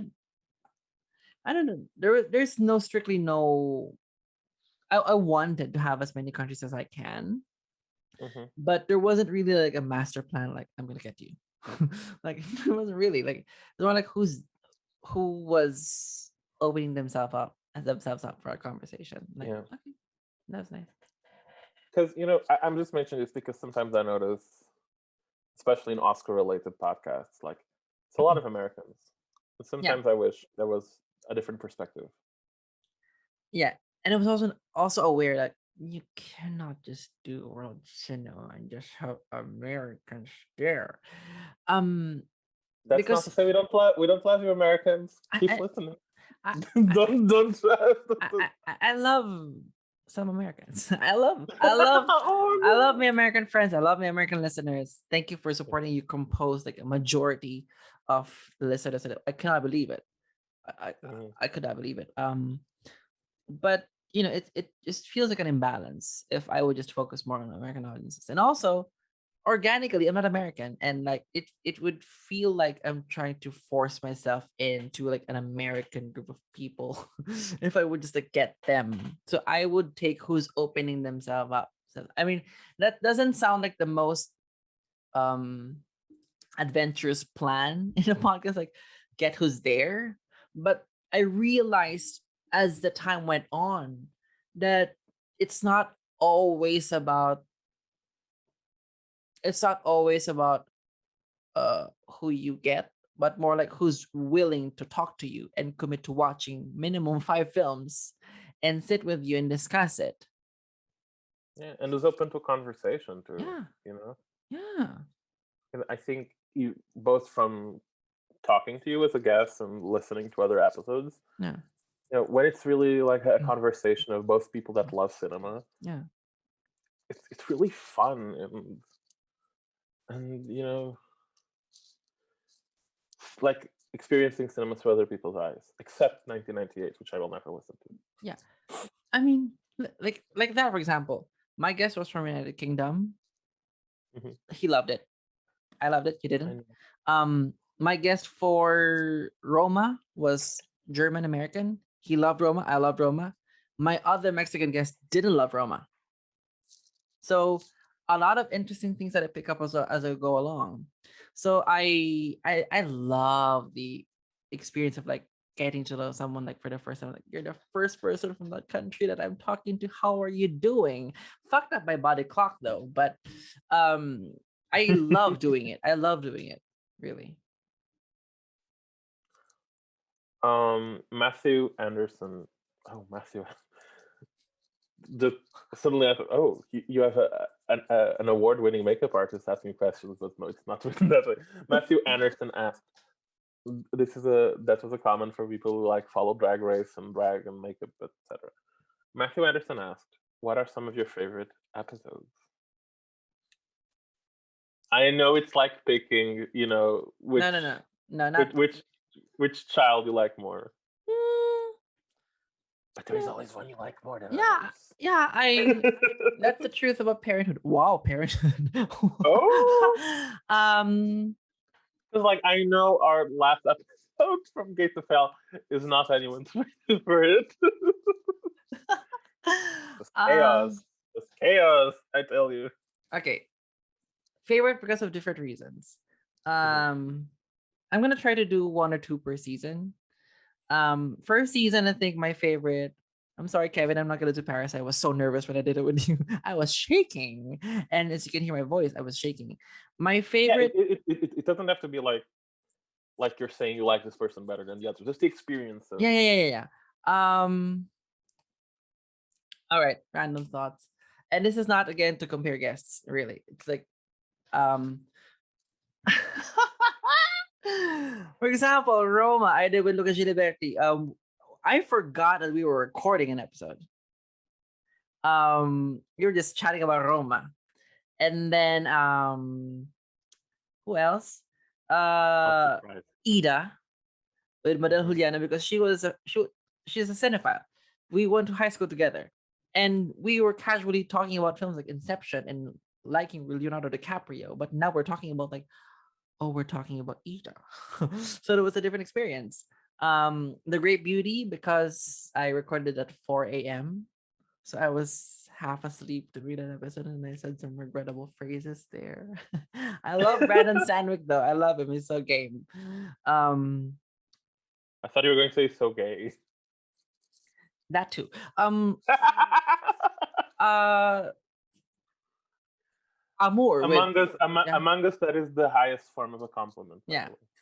Um, Amour with Fritz from Fritz and the Oscars because I've been reading his work for a Yeah, decade, yeah, and me now I get too. to talk to him. Like, oh, A bit of starstruck. Yeah, I yeah. get it. 2000 2005, Callum Reed, because he's just so chill and he watched all the films. Like, thank you. Um, 2004, Cody Derricks, because he watched more films than I did, and I was so ashamed of myself. Like, you did your homework and I didn't. I'm sorry. But he was just he watched more films than I did, and it inspired me to do better. Um, And then you became crazy and watched over 90 films to be a guest on another podcast. never again, never again. Um, the experience of watching 90 films. um, 2002, Carla Manalo, because she wasn't my first choice from that for the guesting. She knows it, but it was a tumultuous process of like, I want us to start watching films now, even though you're not sure you're going to be on the show yet. It was the first time that I was so in the nick of time, but it was a lovely conversation that we had. I recorded Tuesday night, release of this Friday night. um, of course, like yours, because like you're the first guest that like really overdid it. It's like, oh gosh, he's really did. You want to take over as a host, and then No, I could never do that. also Nick Davis did Crouching Tiger, Hidden Dragon. Like I spent the first 10 minutes like I love you and your work for 10 minutes. And it was just Yeah, genuinely coming from the heart, not scripted at all. And we talked about Crouching Tiger, Hidden Dragon for 2 hours. And yeah. That so episode is great. I love it. thank you. And he was so generous to even watch the Filipino submission from that year. Um, what else? I'm not skipping guests. I'm not skipping episodes because I don't like the others. Uh Belle Epoque with Christine Daisy de la Paz because I didn't, she was a friend from film school. I didn't know she was that fired up in film discussions. And that was just like, I told her after recording, I'm going to have you again on the episode, on this show. Um, uh, Journey of Hope with Shetag Yaman because the film is about a family crossing a mountain to get to Switzerland. His father did that. Her father did that. And I didn't know. So it was this like connection with her in the film and me with her, like, oh my gosh. And his father did the same thing, the crossing thing. He's a citizen, he's legal now, so don't worry. I'm not jeopardizing anyone. Nathaniel, of course, because it was the first time like I'm having I'm like, hi, sir. Hi. Because I'm a contributing writer for his website, like, hi, welcome to my turf. Hi here. Ronaldo's also because like you, he really overdid it. Watched 30 films. Like, what are we doing here? Um The Assault with Rafi Raimundo because I invited him on the show on Saturday and we recorded on Tuesday. Wow. He marathon 5 films. Um, the official story with Walter Holman because again, one of the people I've been reading up for years and like, hi. And then a dangerous moves with Stefano Laverne because it's the inverse of being delaying so much. I've had those times where like the guest had to move, so my window for editing gets narrower. He was like, "Oh, we're recording next week. Oh, can we do it tomorrow?" What? So I had to marathon 6 films. within 24 hours to prepare for the episode. Wow. Oh no. Luckily, the films were short. The longest was 1 hour 40, so it was easy. And I it was started, the 80s. yeah, So I started watching at 12 noon. We were recording at 12 midnight.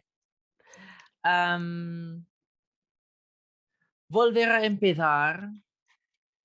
By the way, it's yours because you opened up in a different way that I didn't have. We didn't have in No Man's Land because No Man's Land was like hi hello, but your episode on Fan and Alexander felt like something like, oh, this is like a very personal conversation we're having. Are you sure you I want to mean, record this?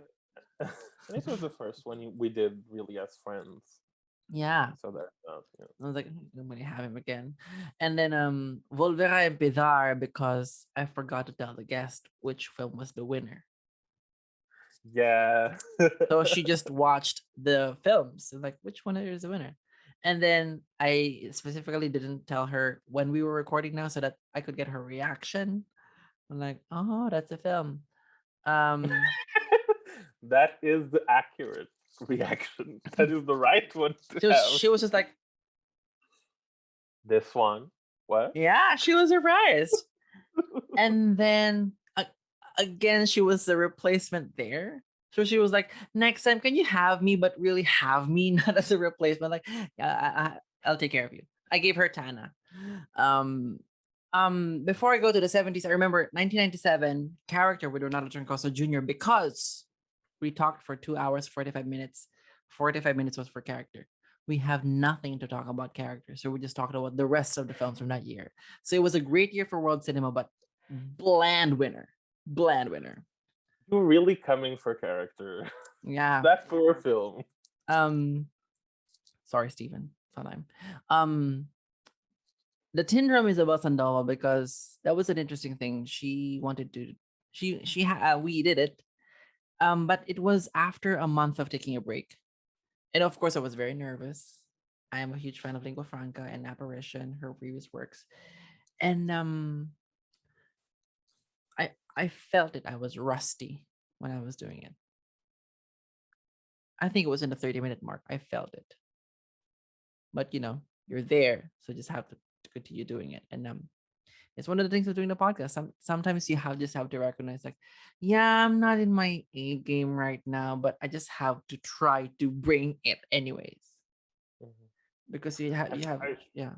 I think that's a very good episode. Maybe I'm just saying because I love her, but Yeah.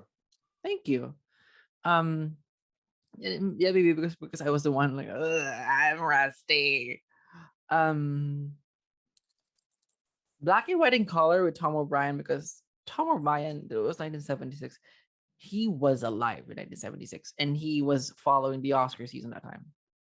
So he had stories of cuisine being a big art house hit. And he saw the lines of people in the queue. God knows why. It was Sorry.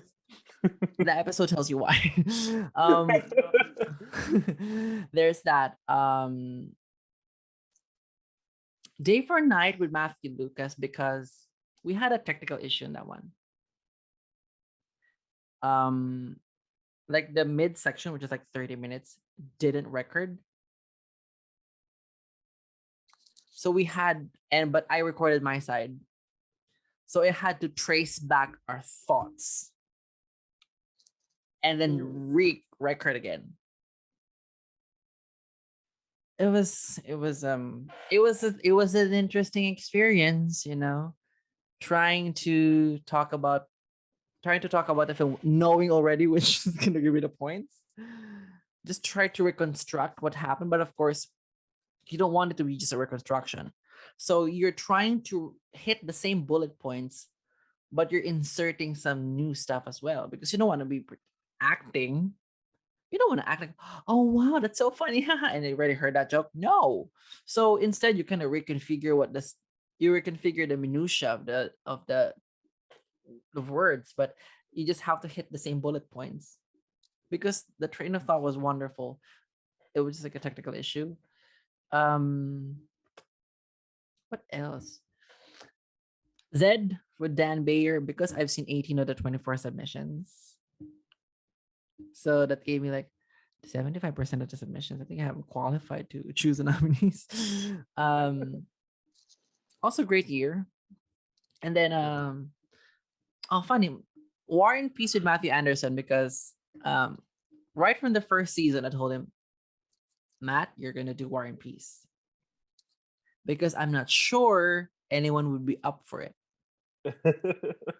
Because I had no foresight of like what the podcast Yeah. would be. Mm. And suddenly, For those who don't know, War and Peace is 7 hours long. yeah, 7 hours 11. And by this, that was during the first season. I already told him like you're gonna be on War and Peace, okay? And then fast forward to season 6, I had to say no to certain people that they wanted to do War and Peace. So that was a great conversation because Matt was admittedly not that, you know, not seeing any of those films. So he forced himself to watch 5 Mm-hmm. plus Shame. So that's good. And then oh, closely watched Trains again with Brandon Stanley because I had COVID at the time. Yeah. I think I love that episode because of the behind the scenes thing. We were supposed to record on a Sunday night, but Sunday morning was when I found out our whole family was positive, and I had to make calls and I had to run errands without going outside of the house. And so I was trying to marathon the films, and I was already coughing hard. So we kept on moving and moving. Can we do 10 p.m.? Can we do 11 p.m.? Can we do 12 midnight? He was like, "Are you okay?" I said like, I'm sorry, but there's some things happening. Like we could move the following day. I for some reason it's a holiday in United States the following day. We could definitely move tomorrow. Like, thank you so much, you're a lifesaver. Um, so I was just touched by that. And that even though I was struggling, I was editing out coughs to that episode. It was a beautiful episode, I think. Um, Also the episode with the portrait of Chieko. So Sorry. uh I have heard so much about this movie. but where is it? um, Alan Nguyen with a man and a woman because we were in sync and just like we didn't get a man and a woman, but also like we just saw the films from that year again. Watched those films while I was lying in bed. Because again, COVID, and then uh, let's see.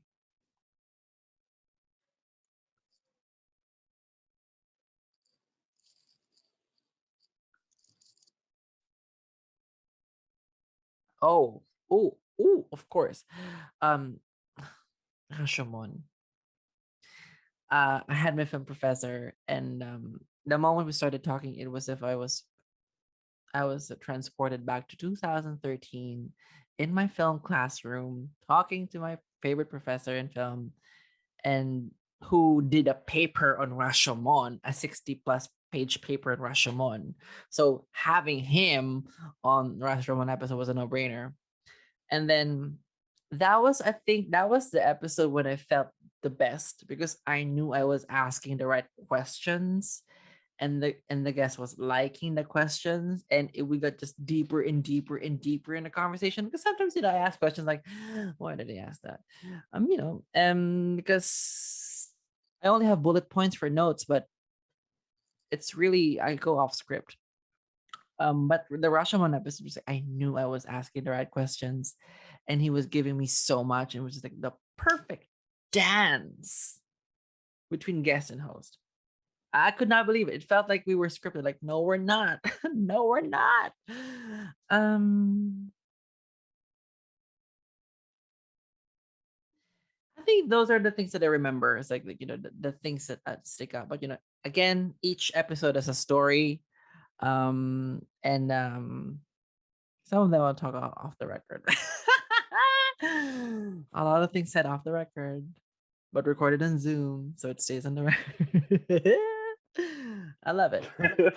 These are honestly, there are moments when I was doing the podcast not for the films anymore, but for the guests that I'm talking to.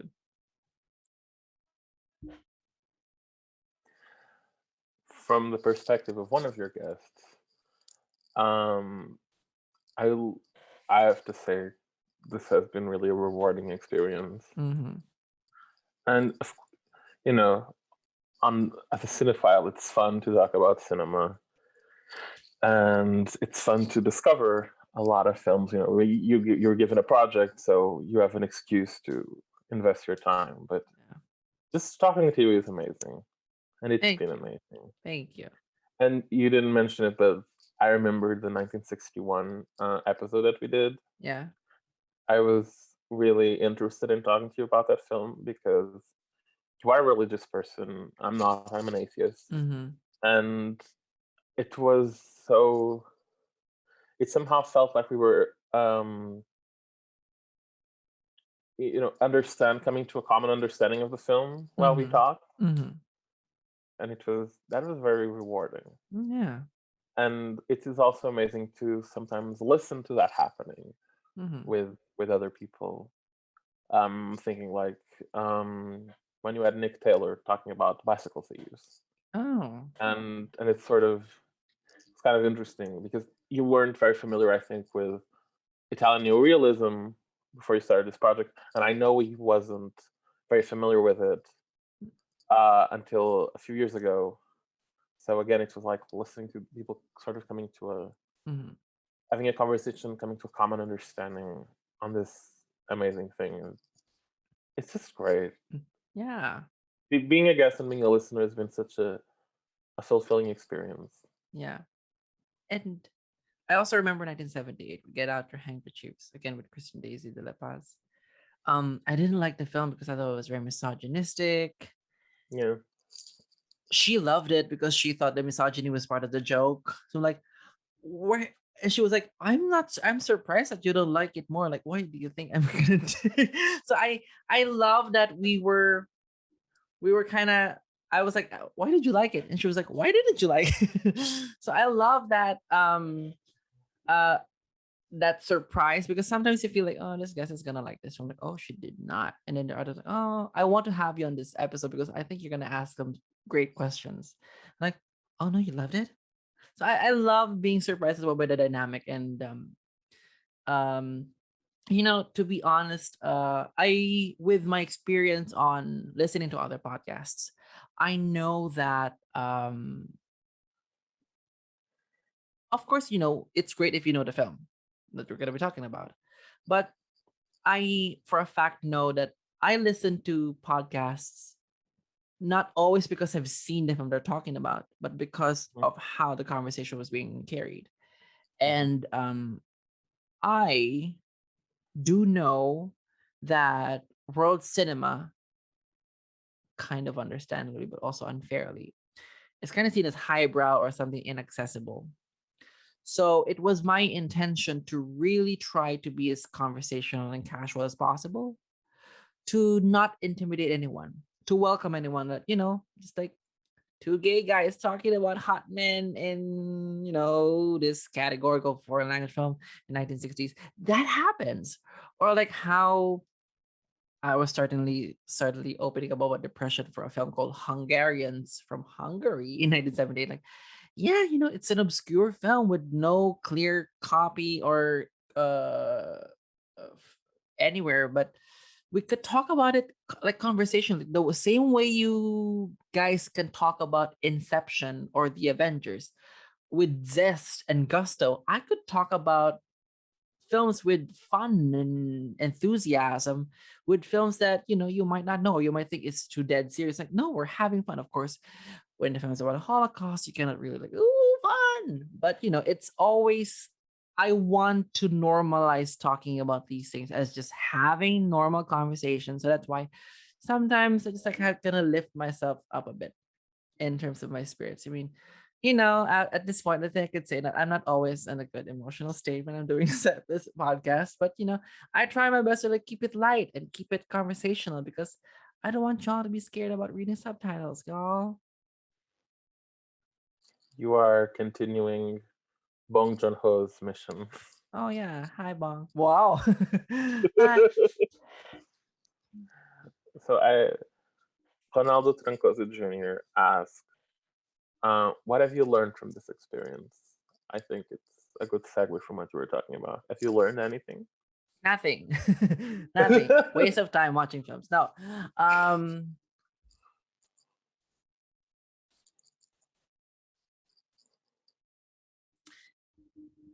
as someone who watches the films, I learned that the Oscars could be great as a jumping off point. It should not be or be end of it all in terms of like what's great in cinema. Um, so it's wise to use like, oh, these were, that's why I kind of framed it. Or these were the films that won. These are the films that were submitted, that were nominated. These are the films that were submitted but not nominated. These are the films that were not submitted. To use it as a jumping off point is like the best option, as opposed to like, you know, getting so stuck up with the five. Ironically, I was stuck up with the five, but you know, there's that, and also there's just not enough time in life to watch all the great films from all over the world. So that I learned. Like, I tried to do 1969 with 18 films, and like I still could not get to many of the films there.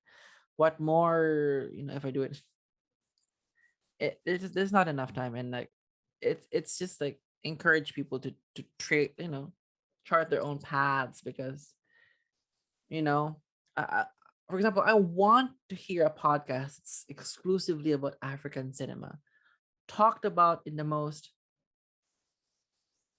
conversational way, and not take these films as from like exoticized artifacts, but just like cinema, just like any other kind of cinema.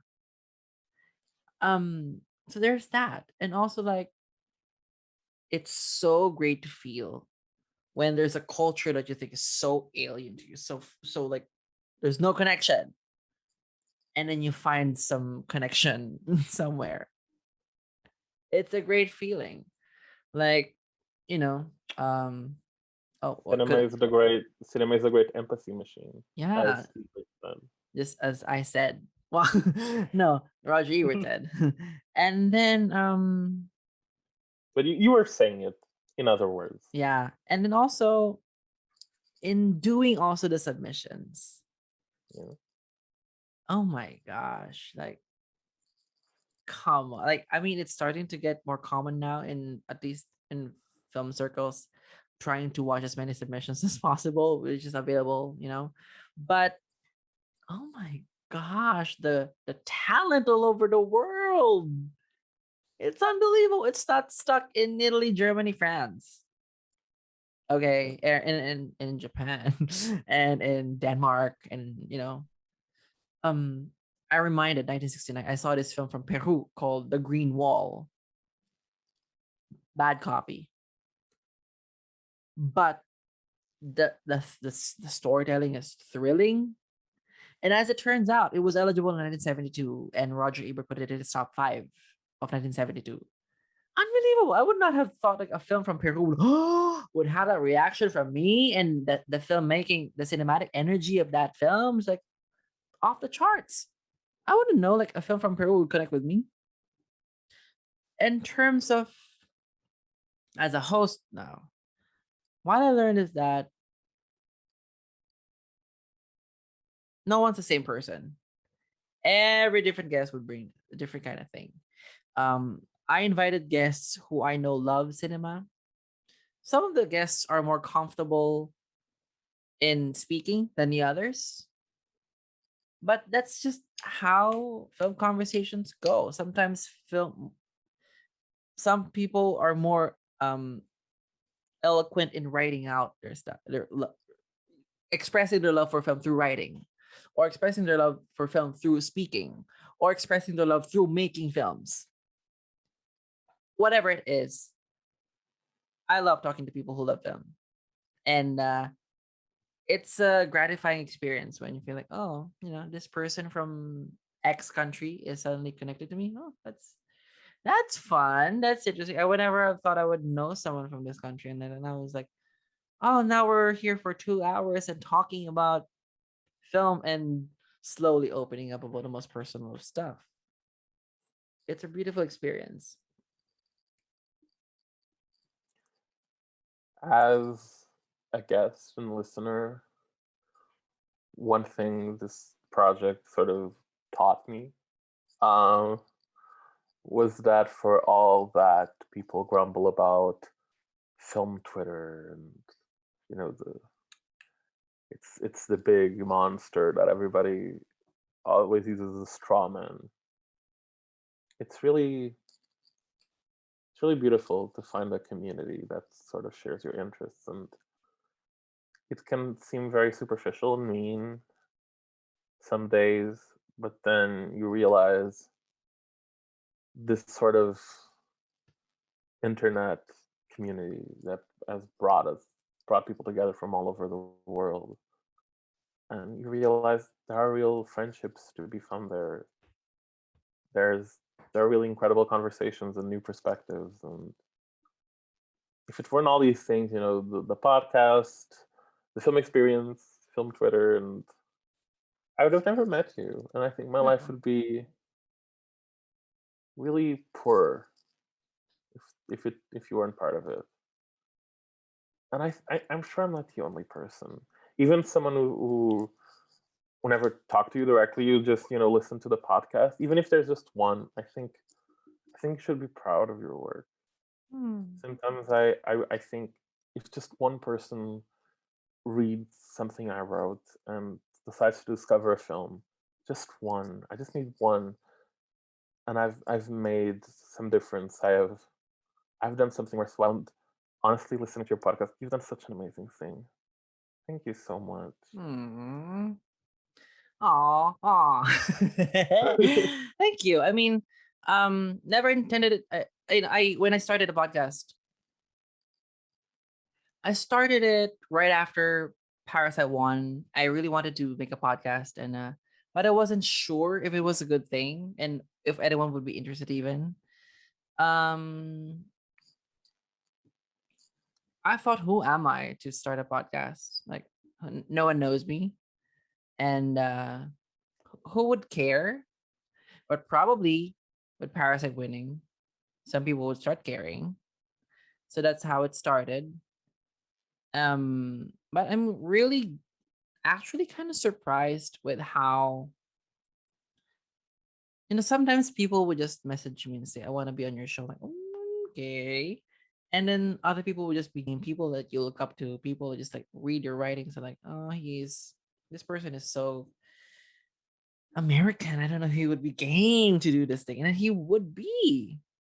And sometimes like a person who I know in my real life who I haven't spoken to in years because of the pandemic. It's like, I want to catch up with this person. And then, but this is going to be the first time we're going to be speaking in English. Like, okay. But everyone will just be talking and is interested in the stuff they've done. Like, no one's ever coerced to, to be a guest in this podcast. Luckily, I didn't have to get there. But, what fascinates me is that, I have the stats on like who listens to the podcast. And it's, I am floored. And for example, I'm looking at in terms of the countries that are listening here. There are listeners in Morocco, Malaysia, Nicaragua, Lithuania, Senegal, Uruguay, Jordan, Estonia, Iceland, Myanmar, Greece, Lebanon, Serbia, Hungary, Romania, Croatia, Thailand, Mauritius, United Arab Emirates, Algeria, Slovenia, Slovakia, Afghanistan, Costa Rica, and many, many more. In almost all of those countries, I don't know anyone. Why would they bother listening to this rando talking about character? And Oh my god, stop! Character has suffered enough and already. but like some of these films, no one, like I'm trying to read online, like kind of character has little number of reviews available online. Its Wikipedia page is just heading, list of cast, awards, footnote. There's no history. And my only way is like, um, maybe if people would start caring about, because what the momentum of Parasite, like maybe they would start caring about this category more, and maybe there at least especially in some of the films that are less well known, less known. Like maybe there's an oral history that could be made. Like, oh, someone tried to watch all of these and say something because it's so easy to find what people think about Inception or the Dark Knight. But what do people think of Volver and Bidar or Dangerous Moves?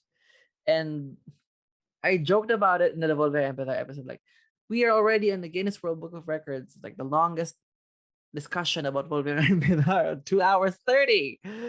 But uh, I don't know. I'm still surprised that people cared. I am humbled that people cared and still do because the views, the downloads are still rolling in.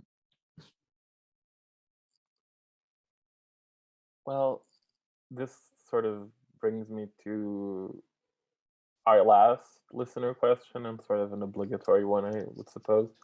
It's from Fritz again. Fritz, Fritz. It's, will you do a new podcast after this one?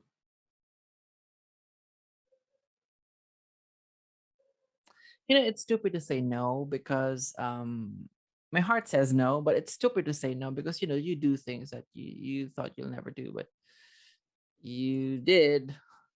Like like I never planned on doing a podcast. Like the only reason I did a podcast is because I listened to other podcasts and I started seeing myself talking back to the guests and the host.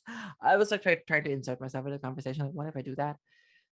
I never thought of myself as I never thought I would spend money on a microphone. Never thought of myself that way. I never thought I would um really commit to a film project and finish it. I always gave myself like these projects, like watch all the best picture nominees, watch all the best actress nominees, and nothing is ever finished. Um, so it's stupid to say no because you're not the same person next week or next year. Maybe you would call me a liar, like, oh, he started a podcast again, huh? Fucking asshole. But right now, I'm not in this. In I don't have any plans. Um, if ever I'm good, I've been saying throughout the seventh season that the regular episodes will continue, the bonus episodes will continue, and regular episodes are gonna end. I'm still thinking about if I'm really gonna push through that. Mhm. But if ever I'm gonna do a podcast again, it would be here. Same podcast, priorities, world cinema. We have a lot of venues where you could talk about English language films. You know, a lot of podcasts about Oscars, a lot of podcasts about actresses, a lot of podcasts about I don't care about actors. Um, Nobody cares. a lot of podcasts about film in general. Yeah. But to have a space on world cinema, I would be good with going back to it. I mean, I've told you before. I kind of have plans already of post this category because like I said, I so want to finish this podcast anymore. The winners, so I could start discussing films outside of this category. What's the world cinema? I could like kind of curate my own seasons. And maybe one season on Gong Li, or one season on Isabella Pear, or one season on Sophia Loren, one season on insert name of actress from different country. Um, but all just playing in my head, and I think going back to more personal stuff, I don't know yet what's ahead of me in 2022. We just had the most important elections in this country, and it didn't pan out the way that we wanted to. So I don't have any plans yet. Will I do a new podcast? As of now, no. Will I get back on doing a podcast? I'm not sure. Maybe I would just like, message you suddenly having an itch in the middle of the night. Hey, Claudia, I want to do a season on on gay Brazilian cinema. I don't know. I just want to do it. But as of now, I just want to take a bow first and like, oh, I've done it. And kind of like after graduating from film school, you're unemployed for 1 month and you see where things take you next. But doing the podcast, um, it took a lot of my time. Especially, I have a lot of time because of the pandemic. I'm just at home, but I worked less and I watched less films that I just wanted to watch just because. I'm always watching films because I have to rank it as a nominee. I miss watching films just because I want them to. So, um, will I do a new podcast?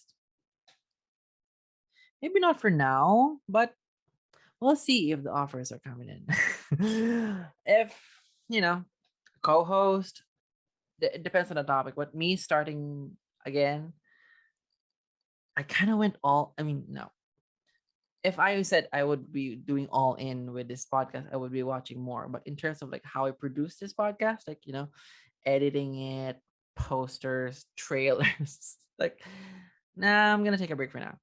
But I'll be blabbering about men and film and men and film and men.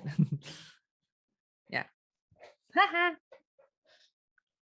Is that the final question? It is the final question. There are no more questions. How about you? Do you have any questions for me? Right now, for the public. Ask it. Ask it. No, I think we're good. I Oh, think we're good. Oh it's no. the end. It's the Haha. end. It's the end. Yeah, it is. And Maybe I'll do an appeal. People, there are a lot of bonus episodes on Patreon right now. yes, Go find please. them. Oh my gosh. You being a patron, being 50% of the patron population. Thank you so much. Come on, people, join the community. Be part of it Yeah. with me. And please help me stay inspired to doing bonus episodes because I love doing those as well because they are more low key, but also get to focus on one film. I love it. Instead of trying to do 20, like 5 to 20 films. Um, I remember one person asked me, like, are you feeling sad that this is coming to an end? Like, are you kidding? No. I wanna wake up not feeling that I have to watch 3 films today. I just want to be in bed the whole day. But but thank you. I mean, thank you so much to anyone who cares because I never thought anyone would. And I remember first season 1, me was so scared of messaging people and having panic attacks on, oh no, no one's wanted to guest on this episode. Oh my gosh. But now I'm just a casual like, you want to be in it? Like I have grown, man. Like now I can talk to strangers casually, and I could come up to people, gather strength, like, hi, how are you doing? Like, hi. And I was able to use that during the campaign when flirting. But anyway, like this podcast has taught me so much life skills. And as someone who has some unfulfilled film school dreams for now, which is going to be taking a lot more break from that, to produce film stuff on a weekly basis kind of filled the gap for creative hunger, I guess. But it's a lot of work, and I intentionally did it. The 2 posters per film, the trailer because I feel like I have to introduce the film because no one cares about character. For fuck's sake. But it was a loving thing, and even all of the trailers have a story. But I'm gonna take a break for now. So are you done? I think that's it. I think it's time to say goodbye. Yeah, I'm gonna say goodbye, but For um, now. for For now, now. but I'm just gonna say thank you so much for all the guests, all the listeners, all who replied and say no, thank you still because you replied.